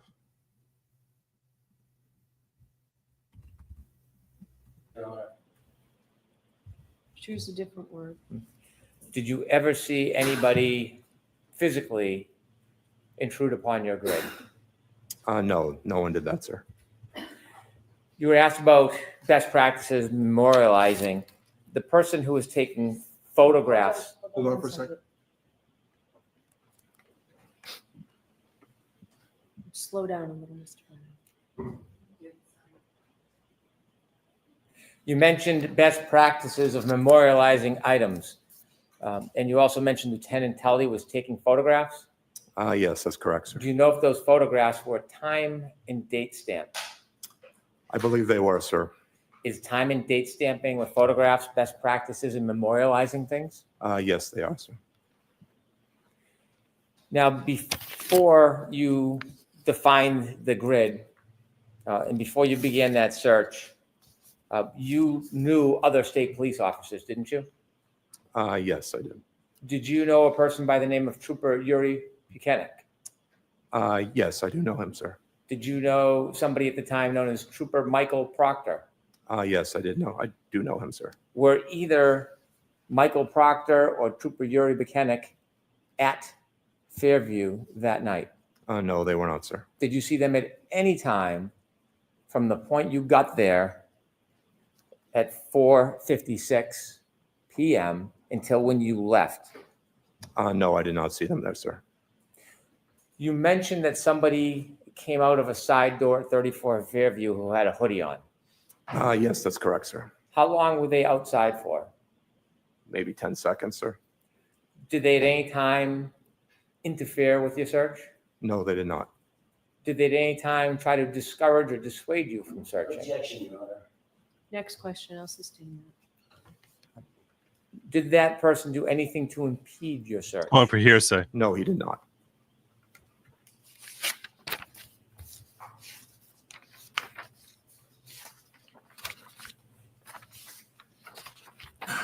You were asked about your conversation with Trooper Tully, Yes, sir. and he mentioned, or you characterized, he was very satisfied that what you had found, everything you were going to locate at that time. That's correct, sir. Did he ever suggest that he expected that you would not find anything else? No, he did not. Did he ever suggest that there was no other trace evidence there? No, he did not. Was there a discussion that he or you or other people may come back to search further at a different time? We offered to come back at a later date, and he just accepted our offer, but we were never contacted to come back, sir. When you offered to come back, was that based on your assessment that it was a difficult area to search? Correct. Again, as we talked about probability of detection, we'll base that on 10 different categories, give him a baseline percentage chance of it. Would we have found what we were looking for? I told him there was a good chance we did not locate all the evidence, asked him if he wanted us to come back at a later date, sir. And when you mentioned that you couldn't finish the search because of the grass, tell us a little bit about what made it difficult because of the grass. Even using the push brooms, we couldn't properly move the snow off the grass as we were moving it. And with the dark, even the headlamps, I didn't feel like we were clearing it enough to continue searching it. I think our best efforts would be to focus on the street, because I was more concerned about eventually the plow coming in, clearing curb to curb and moving any evidence that was on the street. My thought was, if with the grass not being able to properly clear it, at least that would be contained to be searched at a later date as the snow melted. And given those assessments, is that some of those reasons why you offered to come back? Yes, sir. I've shown you some photographs you've identified about some of the pieces that you found or the pieces that you found that night. I'd like to show those photographs to the jury. Okay. If we could show Exhibit 73, please.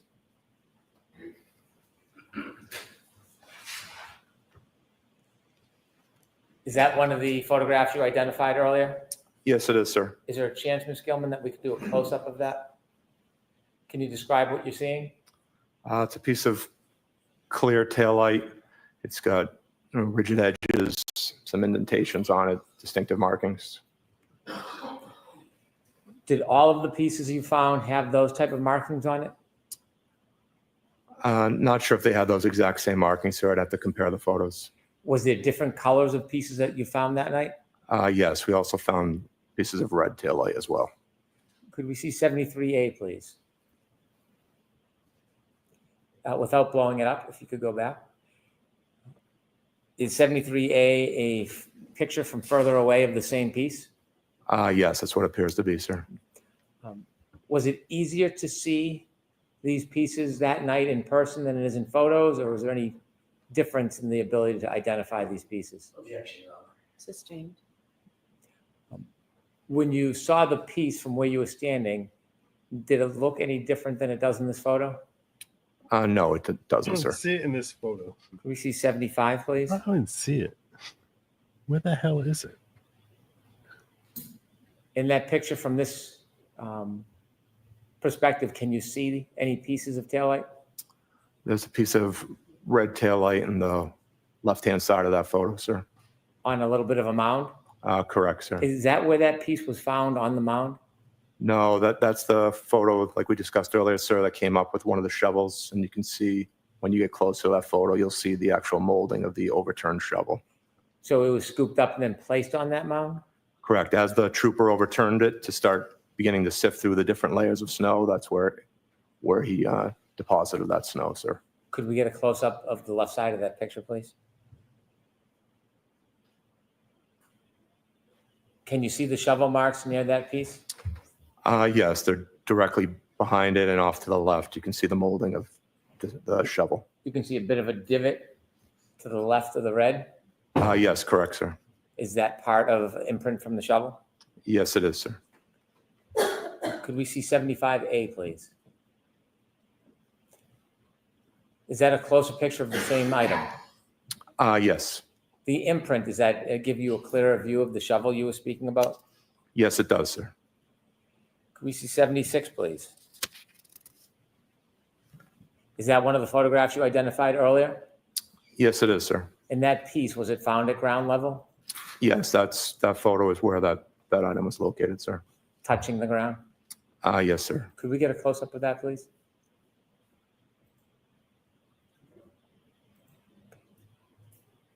And if we could have 76A, please. Is that a picture of the same item? Yes, it is. Just zoomed in, sir.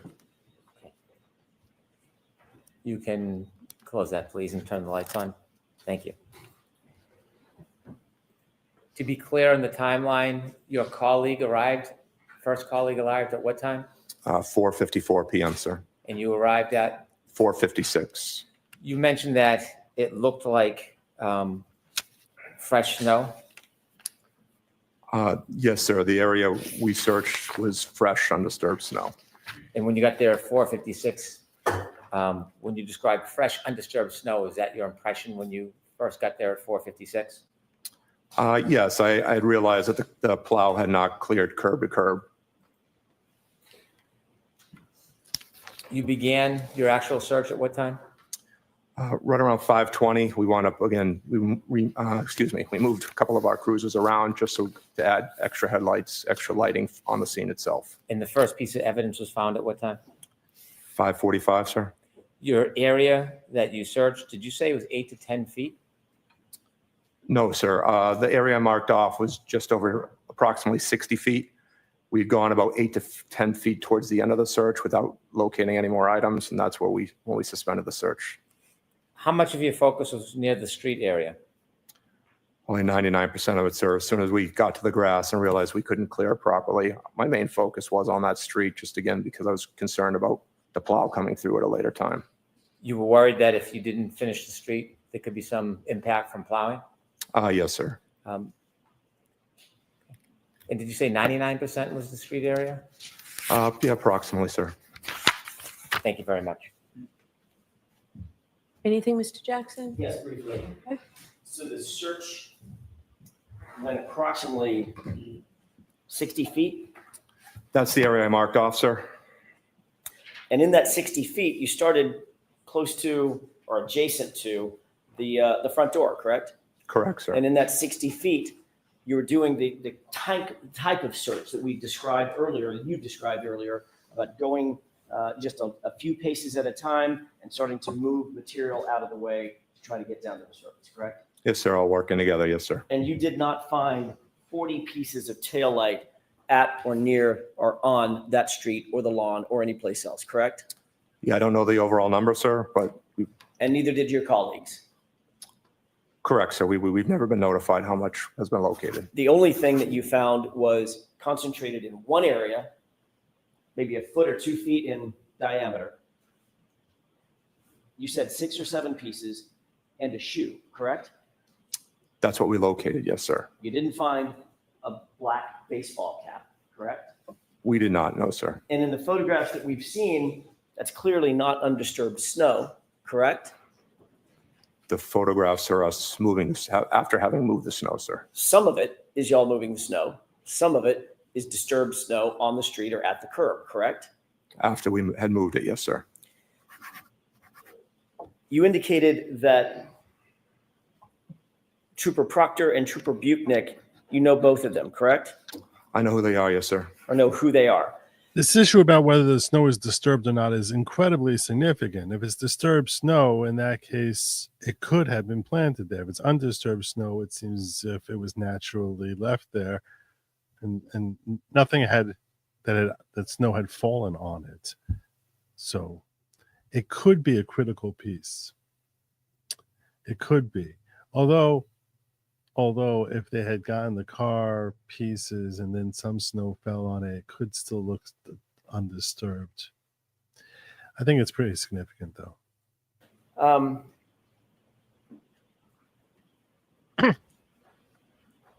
Like if they had dropped the tail light on it When Trooper Tully 2 hours before he arrived, told you that the there could be vehicle undisturbed was snow en on route top of it. and could not provide you a photograph at, let's call it 5:50 p.m., did he tell you that the vehicle had actually been secured at Canton PD about 1.5 miles away at 5:35 p.m.? No, he did not say that, sir. Did you know through any other means that that vehicle was just 1.5 miles away at 5:35 p.m. before you ever found the first piece of tail end? Did you know that? I did not know what time they arrived, sir. Thank you. Do you know what time Trooper Tully told you he did not have a photograph? It was sometime after we found the first piece, sir, so sometime after 5:45, sir. Thank you. All right. That's all I have. All right, Lieutenant, you are all set, sir. Here we approach. Okay. Come on up, please. Yeah. I think Jackson made some headway there, but that was arguably the state's most powerful witness so far. Usually, I haven't reported it to you as much, but I can tell you now that whether we are. All right. So, jurors, every day I've been asking counsel whether we are on track. Usually, I haven't reported it to you as much, but I can tell you now that we are definitely on track. Maybe a little ahead of schedule, which may just mean down the road a little bit we'll be back on track. But because we're on track a little ahead of schedule right now, we're done for today.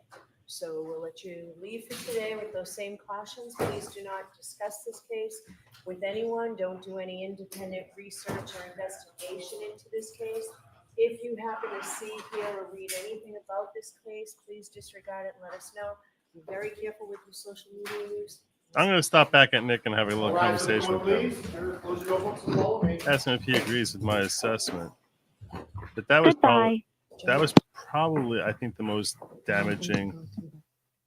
I think that was the most damaging witness for the defense. What was that? This is what I like having. I like having this conversation with him. It gives me an opportunity to sort of vet out how I feel about certain things. So I'm going to pop on over to him. It makes me laugh. It's a picture of Kurt's micro penis. The defense rests. All right, so counsel, since we have The ended dramatic a little bit early today, I would like you to go Kurt's through those exhibits micro that Mr. McDermott brought to your attention penis. at sidebar and make sure all the redactions are appropriate so we can at least square away that issue. Ah. Thank you. What is he doing? The internet's too much fun, man. Like, I don't know. It shouldn't be free. I'm I don't backstage. think. I mean, right I now. know it's not free because you have to like pay for your internet connection, but you know what I mean. I'm backstage. Speaking of free, Oh, what's okay. up?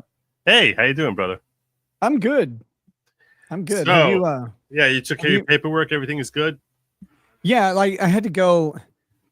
All they had to, I asked him, I'm like, can my wife come in and just pick it up? Like, can she do probation for me? Like, But no, I was like, because it's just a piece of paper, and they're like, no, we need you to sign it. And I Yeah, was like, well, I can sign it at home though. right. No, Like they I need, have the ability, like pens exist right, right. somewhere And you else. would think So notaries exist also in case they, it doesn't need to be notarized. It wasn't even witnessed. They just signed it. And then like I signed on the line. Like there wasn't a witness spot or notarization at all. It was like, oh, well, okay. I could have made this with my inkjet, I guess, but So I it want was to ask weird. you. I wanted to ask you. Yeah, Yeah. I felt that this last cop here, who was pinning, I felt that he was the most damaging one to the defense.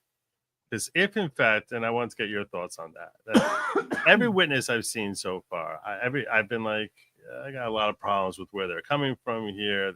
I had all sorts of questions. This guy, who I think did come across as being credible to a typical juror, certainly.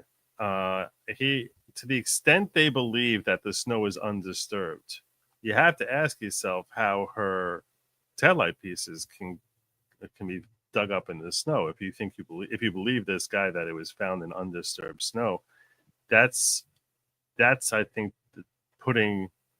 that's sort of putting there into being a collision here. I think to perhaps many jurors.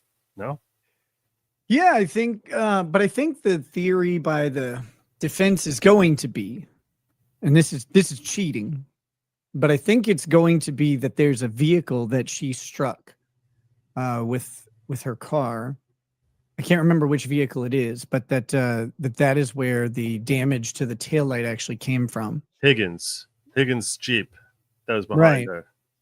Yeah, and so again, while the taillight evidence in the snow is the best evidence so far. I mean, sometimes the best evidence isn't any good. Right.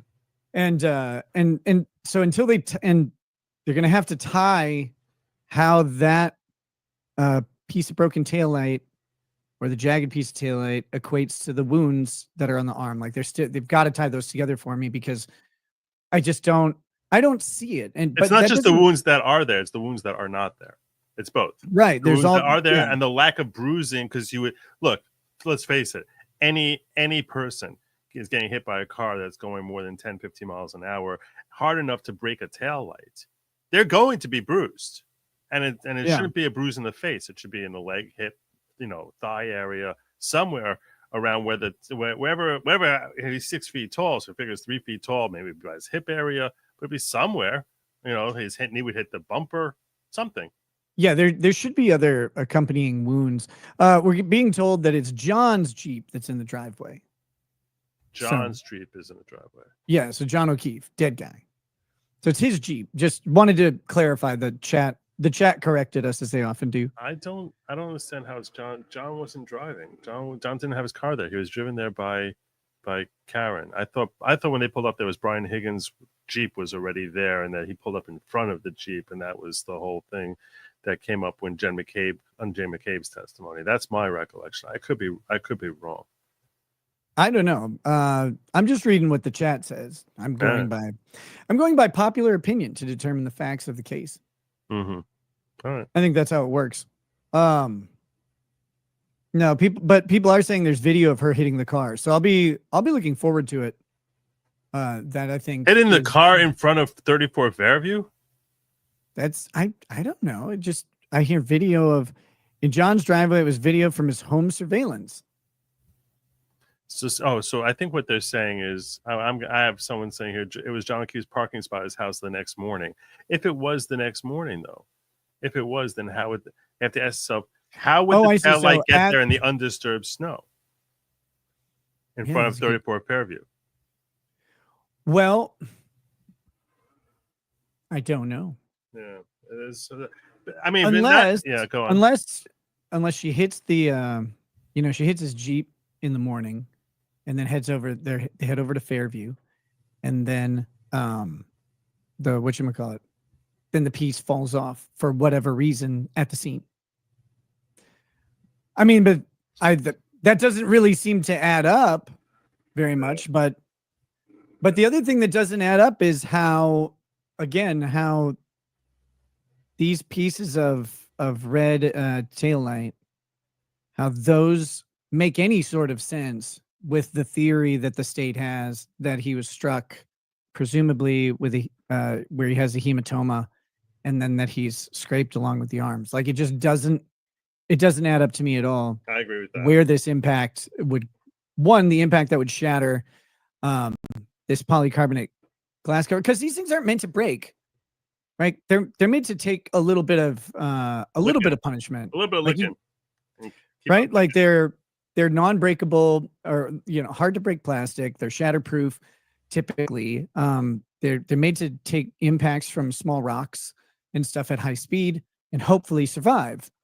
And they do all the time. Like they often survive these types of things. And when you think about it, like they even hit bugs, or you can hit small animals and not have your taillight covers shatter. I don't know how you're hitting small animals with your taillight, like you're awesome power sliding around, I guess. I don't know. I also question how her tail light would end up anywhere within a foot of the shoe, because you would think his shoe would come off when he gets hit, and she's still going backwards. The tail light would sort of fly backwards. It wouldn't fall out right there on the spot. She's going supposedly 20, 26 miles an hour.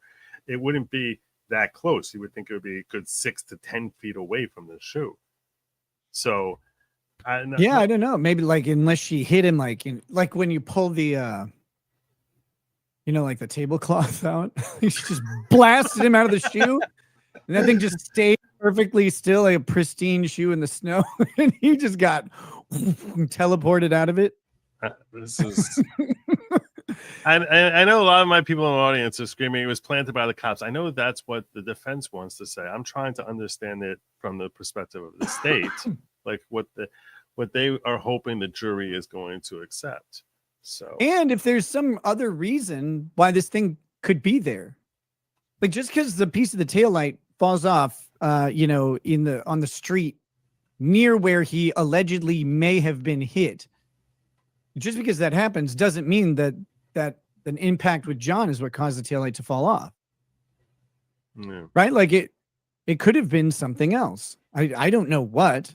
Something else could have caught, like it could have been jarred loose during some previous thing. I mean, this woman clearly drives around drunk. Who knows if she's hit something else and kind of jostled it, and now it just falls out. Suddenly you have a lot of cold, you have a heavy snowstorm, you have water getting into places and freezing. Maybe the thing was popped a little ajar, and the water got in there and popped it loose, like ice popped it loose when it expanded.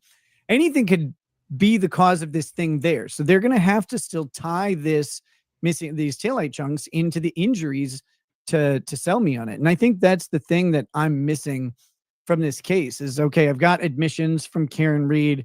I've got allegedly Waze data that shows that she could have moved in a way that may have caused an impact to this guy. All right. Now tell me how this killed him. Like, cause they're going to go with this. The ground is hard. He must have hit the ground. It's like, he must have, or he did. And so that's what I want to know.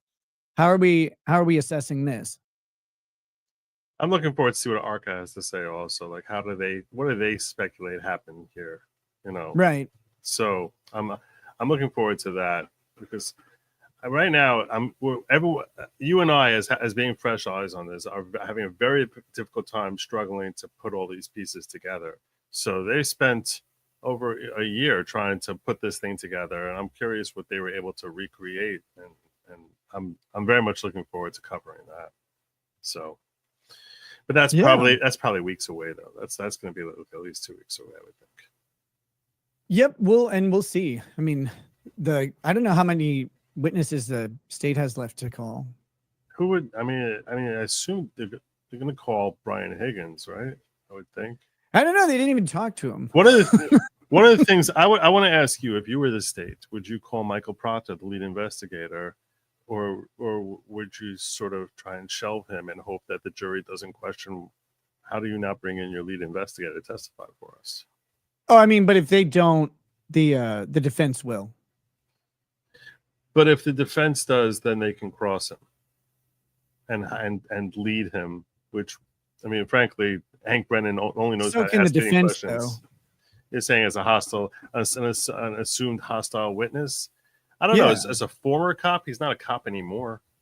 So I don't know if they could call him. as an assumed hostile witness.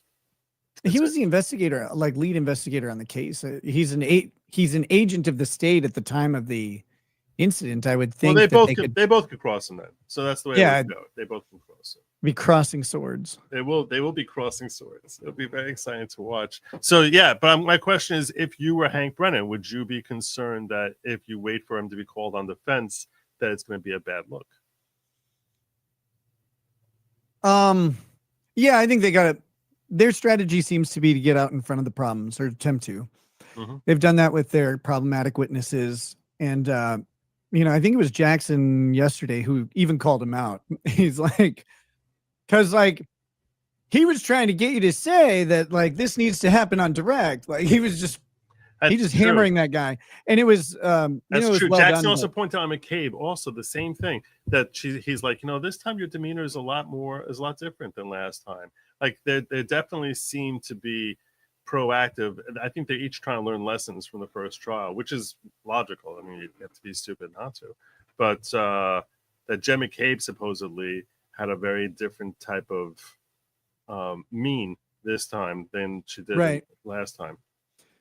There's another issue that they have, and this is why, and I don't know specifically what the state needs to introduce with Proctor, but one of the things I think I've noticed for myself in trial coverage, I won't speak for anybody else, is I sometimes get lost in the fact that the elements have to get into the record. And sometimes that means you have to have a garbage witness, but you need the element of a crime to get into the record as the state. The state has to lay out all of the required elements from the jury instructions in evidence. Otherwise, the defense can move to dismiss out any charge where they forgot an element one way or another. So if Proctor has a critical piece of information about the malice, even if it's bad evidence, but if he has, the malicious intent evidence, because I haven't seen malicious intent other than, I guess, the phone calls, but those phone calls don't show the intent to murder. Those phone calls are just a woman yelling. They're persuasive, though, for the jury, right? Like, but persuading the jury is only half of the battle. You have to persuade the jury that she's guilty, but you have the legal hurdle as a state of meeting your burden first. And so that might mean that Proctor has to come in because they might need Proctor's evidence to show malice murder as opposed to an accident. Because he's presumably, like, he's the guy who says that she hits him so hard that he flies like 30 feet in the air, right? And so he's got to establish that she has intent to batter this guy with a car, that it's not just an incidental hit, and it may not be the DUI swiping, but an actual intentional move. And if Proctor's the only guy who can do it, then the state has to bring him in. They can't risk the defense not bringing him, because the defense will just go, okay, cool, we don't call him. We move to dismiss out the murder charge because they don't meet the main elements of it. So that's I think their big hurdle, and why they may have to call him up, no matter how bad he'll look on the stand. It's just you're saying too many critical pieces that they need to rely on him to introduce. Maybe, like that's what I would think. I mean, he's the guy who does the reconstruction, right? Like the crash reconstruction. He's their expert on it. He's the guy who did it. And so, or wait, no, or is this the fired guy? Is Proctor the fired guy? He is. Oh, but same thing. Proctor's the fired guy. He's still the guy who did the initial investigation. So he's got to have facts that they relied on to bring these charges. And he's the guy who's got them. And if they can't introduce them somewhere else, they've got to introduce them through him, and then just take the beating from the defense when they just be like, here he is. Like cover your eyes. Yeah. Like, I can't watch. But I did you think those phone calls today were damning for Karen Reed? I think they really don't make her look good on the night of the murder, potentially. But at the same time, like, someone in my chat said, wait, but if she murdered him, why give evidence, like obvious evidence that you murdered someone, right? Like, why have these phone calls she's making all night, and then the occasional voicemails are like screaming things? It's like, wait, if she murdered him, these are dumb to make, really dumb. Like, you can't be mad at someone that you just hit with a car to kill them. Well, like, it doesn't make any sense. That's the thing. To me, she does not seem to know he's injured. That she's yelling at him like a lunatic, but does not seem to have any clue at all he's injured. Like, how dare you not be here? Like, you wouldn't be saying that to someone that you thought is laying dead in someone's or dying in someone's lawn that you put there. You would just be, she seems to be outraged that he's not home, that he's not responding, not thinking that he's banging some other chick. Yeah, maybe, whatever. That's what she said. Like she yelled that in one of the messages. I heard him scream like, pervert. I didn't hear she her said scream. that. So pervert was there with, like, your kids are here alone, was on the text message. Then she has a voicemail that says, I'm here with your kids, you pervert. And then the next voicemail, she's like, I'm here with your kids and you're effing some other woman. Like, it's like, yeah, I think everybody at that house was. It's my guess. That was a salad party. It seemed like she got outraged about some sort of sexual activity that he was looking to initiate. That's definitely the nature of her yelling seems to be about. And I think it was a swinger party. Like more and more, someone brought it up originally in the chat and mentioned it, and I was like, okay, well, that's funny. But then as you look at it, you go, okay, so these guys all go to the bar, they all know each other, they all are used to vacationing around each other and seem to be pretty close, and they do. I mean, not that not that women being in bikinis next to them means that they're all split in the canyons or anything like that. Like, but you get the impression that this is a close-knit group of friends, and then there's a weird hesitancy on anybody talking about what happens inside the house. And then you have now you have Karen Reed screaming at this guy, and she said that he was kind of like he had been with a whole bunch of women in the neighborhood, or I don't know if she said that in the interview or one of the other women said that basically, yeah, I mean, John was kind of a dog, and he'd had sex with several of these people. And so then you go, okay, so I don't know if this is like a recurring swinger party or anything like that, but is it one of those nights where everybody gets together and they're like, hey, like, should we do this? And he's out there with his girlfriend going, am I going to fly solo at this party? Or are you coming with me? Right? Like, I think that's the vibe I'm getting. And she's like, no, I'm not doing that. What are you talking about? I hate those women. They're all fat. And so then she gets in the car and she drives off, and he stays behind to get rowdy. He never ends up getting there. Or maybe he goes in and proposes it and gets in a fight with the homeowner who's like, why are you trying to have sex with my wife? There are a bunch of reasons to speculate on that. Jen McCabe seems really eager for him to show up.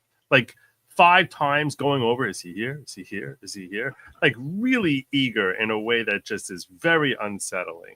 The question on that though, like I was thinking, guys, if your wife is like that excited about some dude showing up, you sort of need to assess what the nature of your relationship. And they dated before, right? Like not Jen McCabe. I don't think he had ever dated Jen McCabe. So was the other one? There's one of them that I thought he had been with it. There was another girl. There was a girl who lived around the corner or on a different street, like 1 block over, who he had dated. And their daughters were friends with each other. Some Bella, something like that. I don't know. But the nature of what was happening here is a little bit. It seems like it's a little bit unconventional. We'll call it that. That is a vibe that I have been picking up. And he seemed to have an interesting. I mean, she has the guy coming over to fix the shower at 8 p.m. on a Friday or whatever, like the plumber who lives down the street. The boiler. I think she said that guy was a dog too. And he's coming over, and like John's reaction to that is a little bit, it's like jealous, a little bit jealous, but also like trying to be cool about it. Like, why would you have to waste money on a plumber? I could handle that. But yeah, like I'll handle it Monday. Yeah, it's like it's Friday. I want to shower at some point. And we're having a blizzard. And I'm worried about my heat. But but he also makes a comment like, "Oh, you're getting a sexy plumber to come over."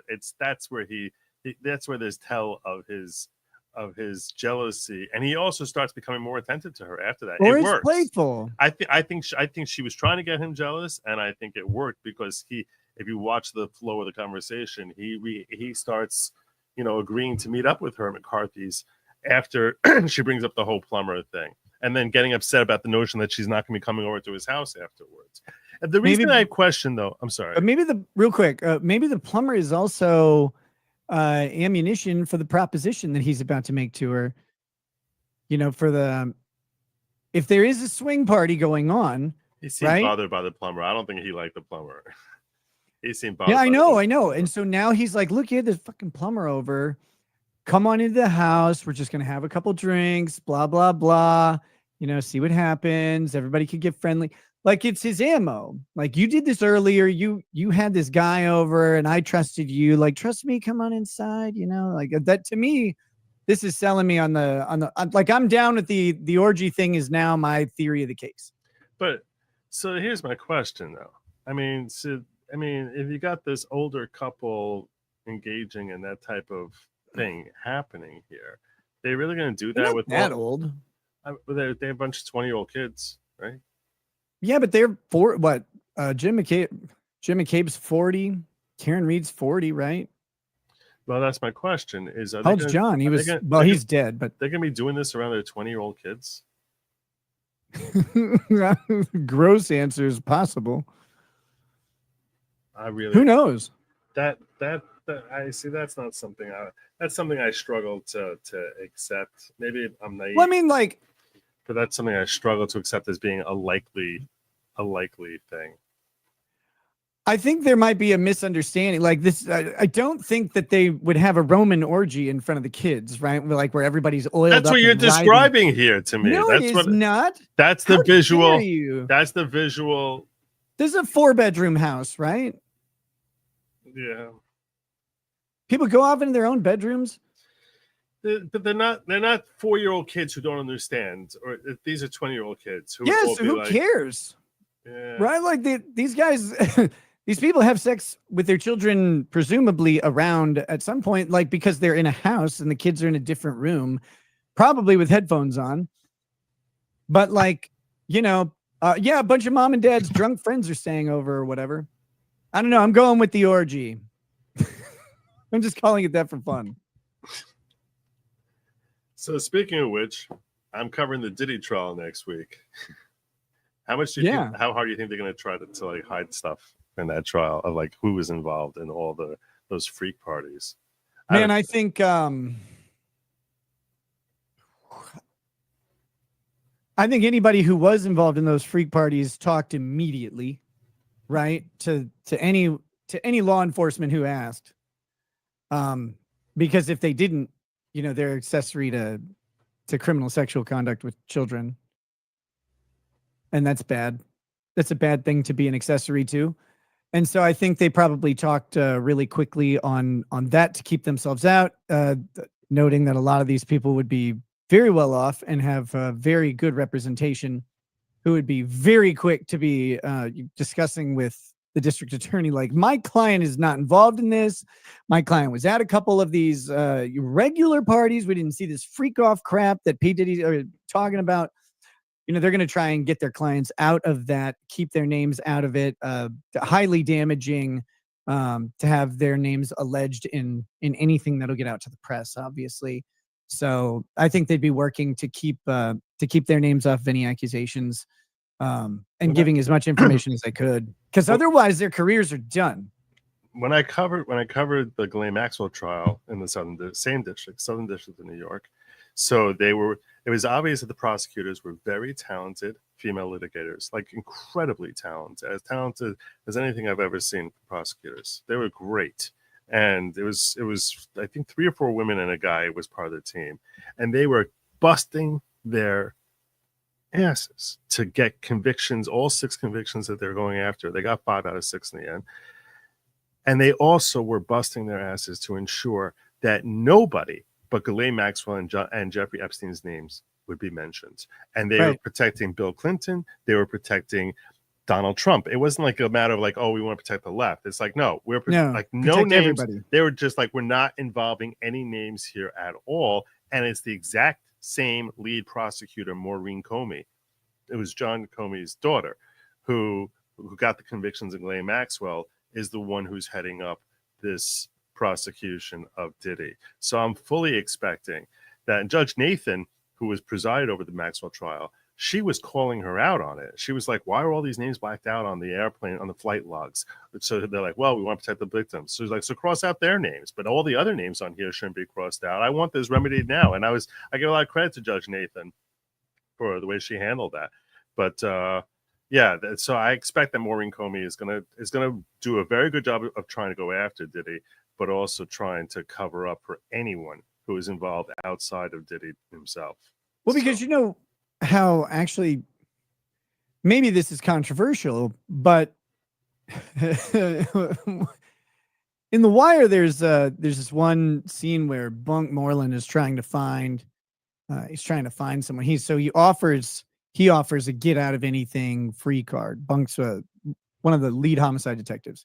In which case was this? This is the show, The Wire. Oh, okay. So Bunk is trying to get information to find a missing person or to solve some murder or whatever, and he offers amnesty to anybody who can give information to him. And so the one guy sits down, he goes, I got a couple bodies. And he's like, how many? He's like, 4. And the guy's like, God, he's got to let, quad homicide go. Imagine the leverage that you have on this group of people that you didn't have access to because they're extremely wealthy. Keeping their name out of the public benefits them dramatically, but also is a favor in the pocket of this prosecutor. If this prosecutor wants to go farther into possible sex and drug trafficking rings that are running through Hollywood or running through at least this part of the music industry, or even just this group of associates, and getting that information from these people voluntarily in exchange to keeping them out of, or, to keeping them redacted in any paperwork might be a really good, sound strategy for long-term prosecutions from that perspective, rather than just looking at the instant case. So who knows? Now I think you're the one who's being naive, because I would assume that the reason that they would be protecting them is for their own selfish political interests, not for further prosecutions, or their own selfish interests of establishing favors from people who are powerful. That it's like, okay, if you have these wealthy celebrities or politicians who now owe you something, that's a big deal.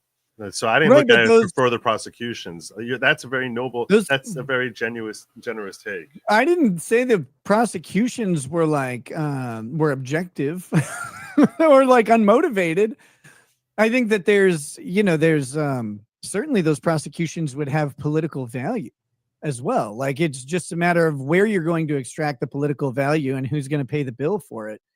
These guys are paying the bill in advance with information in exchange for some anonymity, maybe, right? That's how they would do this in every other type of criminal prosecution would be, let's find out how far up the chain this goes.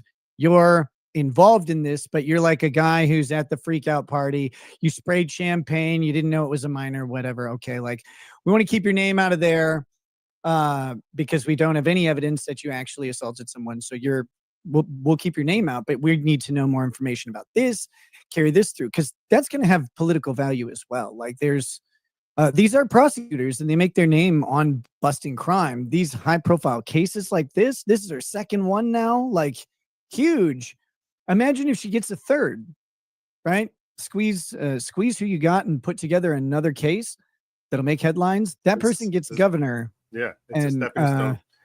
That's how most people are too young to remember. Rudy Giuliani, he got convictions on John Gotti, and that led to him becoming mayor and ultimately a presidential run. So, right. So this is definitely. He also blocked my dad on Twitter. He also what? He also blocked my dad on Twitter. Rudy Giuliani blocked your dad?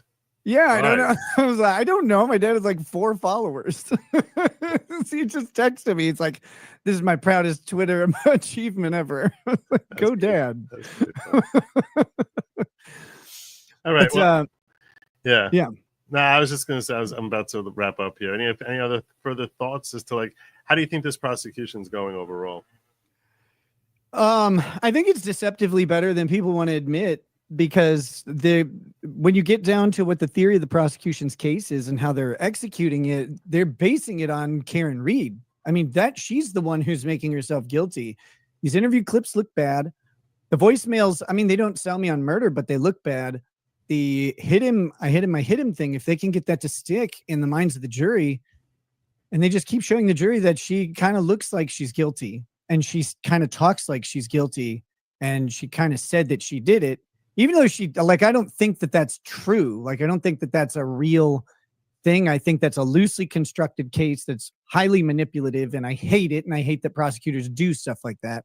But I think that if that's how you look at what they're trying to sell, they're putting it together really well, that Karen Reed believes that she hit him.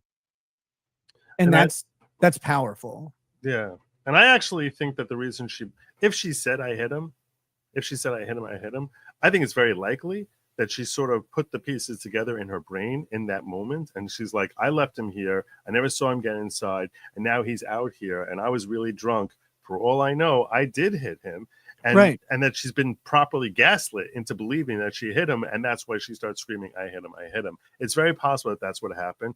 Or it's possible that she doesn't remember hitting him, but that she just could have been just tanked drunk. I mean, and that she sort of put together, I must have hit him. He's here laying dead on the front lawn. How else did he get here if not for me hitting him? So I think that's right. That's why I think it is. To be clear, I don't think that the state has given me a case to believe that Karen Reed hit him, or that if she somehow came into contact with him, that it caused the death. They've not done that for me. I'm just saying the power of convincing the jury that Karen Reed believes that she did it overrides a bad forensic case. Yeah. The state will convict because the jury will go, can convict because the jury goes, she knows she hit him. Like, the state showed us how, like, I don't know if their presentation was so great on the car thing, but how are they going to put it together? Like, it's slippery out. They can't recreate the conditions. This is a nor'easter that only happens once every 25 years. There's no way to test these conditions with the car. We have to do it through data. And so, like, maybe they can't give me the exact thing, but she knows she hit him. She said it over and over and over again. And if they can hammer that into the jury's head, then the jury could easily convict on her own consciousness of guilt. And I think that's the big risk. And I think that the state knows that that's their biggest push and their strongest asset. So I think that's what they're trying to do. Especially if they think she's a detestable woman, if they think that she's just a vile creature based on how she's screaming and she's mocking the mother and she's cursing at him and texting that man all day long. Oh my gosh, hit her twice. Yeah. All that stuff to make her just someone who the jury is just not going to feel any sympathy toward. And then the state is telling us this is who it is. She likely will not take the stand. I would be very surprised if she takes the stand. Yeah, she's not going to take the stand. So she's not going to tell us otherwise. They've been really good at testifying on behalf of Karen Reed without her taking the stand, specifically on the blood alcohol content and how they ripped up the two forensic analysts. Because they basically made the case that Karen Reed, that her blood alcohol content could have been, under their testing, could have been a 0.78, which would be under the legal limit. And she did not have to get up on the stand and say, and after I got home, I started drinking while waiting for John, because they planted the seeds that she was there and that blood alcohol test cannot possibly know whether or not she had been sitting around drinking. And because once she gets back home, or to John's house, I should say, once she gets there, and Alan Jackson, he had the questions. He said, you don't know if there's any alcohol or what alcohol was on offer in that house, do you? To the forensic tech. And she's like, well, no. And he's like, or if Miss Reed took a drink of it. And then that was a brilliant way for him to sneak in testimony without her actually testifying. I got to John's house. He wasn't there. I picked up the bottle of vodka, started drinking. I was waiting for him. I was trying to calm myself down, or whatever she would have to say normally. So they did it without her testifying. That's great. Yeah. I think they're really, really good at doing that. And if they keep that up, then she won't have to testify about what happened that night. And they can really rely on, on reasonable doubt. But rather than have her on the stand, because if she's on the stand, she's a disaster. Yeah. She doesn't know how to comport herself in a way that's remotely appealing to anyone who's not trying to bet her, certainly. But I think it's an important thing to remember that, while we sit here analyzing how strong is the evidence, does this evidence make me believe beyond a reasonable doubt? not many juries don't end up operating that way. Many juries just end up going with like, well, you know, I might have some questions. I might on some level have some questions here, but she's a terrible person. She's the last person who was with him. He died. I can't believe that the cops actually killed him and threw him out there in the street. I don't buy that.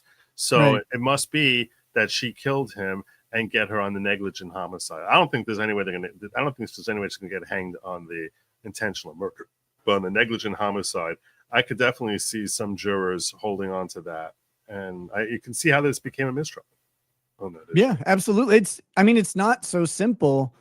And jurors get sticky and clicky in the deliberation room as well. And that's something that's actually probably the most terrifying for Karen Reed is maybe I just had 2 jurors in there who were on my side. And if that's all you got, like that's what you're hanging your life on, that's really terrifying because the next pool of jurors, you know, if you have 10 that are against you and 2 that are for you, you're not likely to get another 2 jurors who will hold out against 10 others. Like that's a hard thing for people to do in that room. You have to have the right personality type and someone to have enough of their own conviction about your case that they're willing to stand against a room full of people saying, we want to go home. And this woman clearly did it and you're dumb. And like, if you get 2 of those jurors, you can get a hung jury. If you get 1, they're probably going to get persuaded, and because it's hard to stand up for that, you know, to that pressure. So it's a dice roll there. But maybe it's the other way. Maybe they had the 10-2 advantage. Who knows? So, there's no way that anyone can know until you're standing in that jury room and you're looking. Right. All right, my brother. I'm going to bust on out of here. Great seeing you. Thank you so much for having me in here. I'll stop in here tomorrow or Thursday. All right. Thursday, I'm going to be gone. I'm going to be gone Thursday and Friday. But yeah, I'll send you the link tomorrow for sure. Cool. Take care, brother. All right, brother. Peace. Peace. Get out of here. Oh, my God. All right. Yes, I got to go through multiple steps to get out of there. So I don't give everything up there. All right. So that's the end of day 10. Day 10 is in the books. Today, basically, we got those fractured pieces. That's what we got this afternoon, those fractured pieces, which seem to be, you know, if you can feel comfortable, were found in potentially undisturbed snow. It's a little bit unclear as to exactly where they were. I'm still left a little bit confused about exactly where they were, whether they were in undisturbed snow or not. But if they were, that certainly looks bad for Karen. That I think this perhaps was arguably the strongest day for the state as far as tying her there. I still don't think that she killed him. Certainly not beyond a reasonable doubt. I'm certainly very far from beyond a reasonable doubt. But you have to recognize when the other side gets a win. And I think that today was. I don't think the state got very many wins anywhere in this trial. But if you're going to call anything a win, I think today was probably the closest thing to a win that they had. So, and that doesn't mean winning the case, but it certainly is questions that would bother a lot of jurors. I think it would bother a lot of jurors. How do those pieces get there? Certainly in undisturbed snow. Oh, thank you very much, Joe. I appreciate that. You too, Joe. You're a great American, Joe. All right. Hoping to stream tonight at 10 o'clock. You'll find that out at goodlogic.locals.com. Goodlogic.locals.com. I hope to see you there. And if not there, then tomorrow morning, 9 a.m., right back here with Karen Reed trial, day 11. Till then, take care of yourselves and Godspeed. Should I check the ghetto? I forgot one in the ghetto. There was one in the ghetto. There was that. Barbara Alaska says, first off, John is jealous of the plumber. If John is jealous of the plumber, is the plumber hot or is he a booty crack plumber? Supposedly he was. Also, she says, she said that twice. I missed it twice. I'm glad I got it. Yeah, I knew I missed something. I saw it the first time. And Cybright says, Joe, you should add premium membership level, member of the jury, not merely member of the following. Joe, you're covering for this sex cult. They don't want to be the next one. That's from Uzelli. Okay. All right. I'll catch you all shortly. Take care. Godspeed.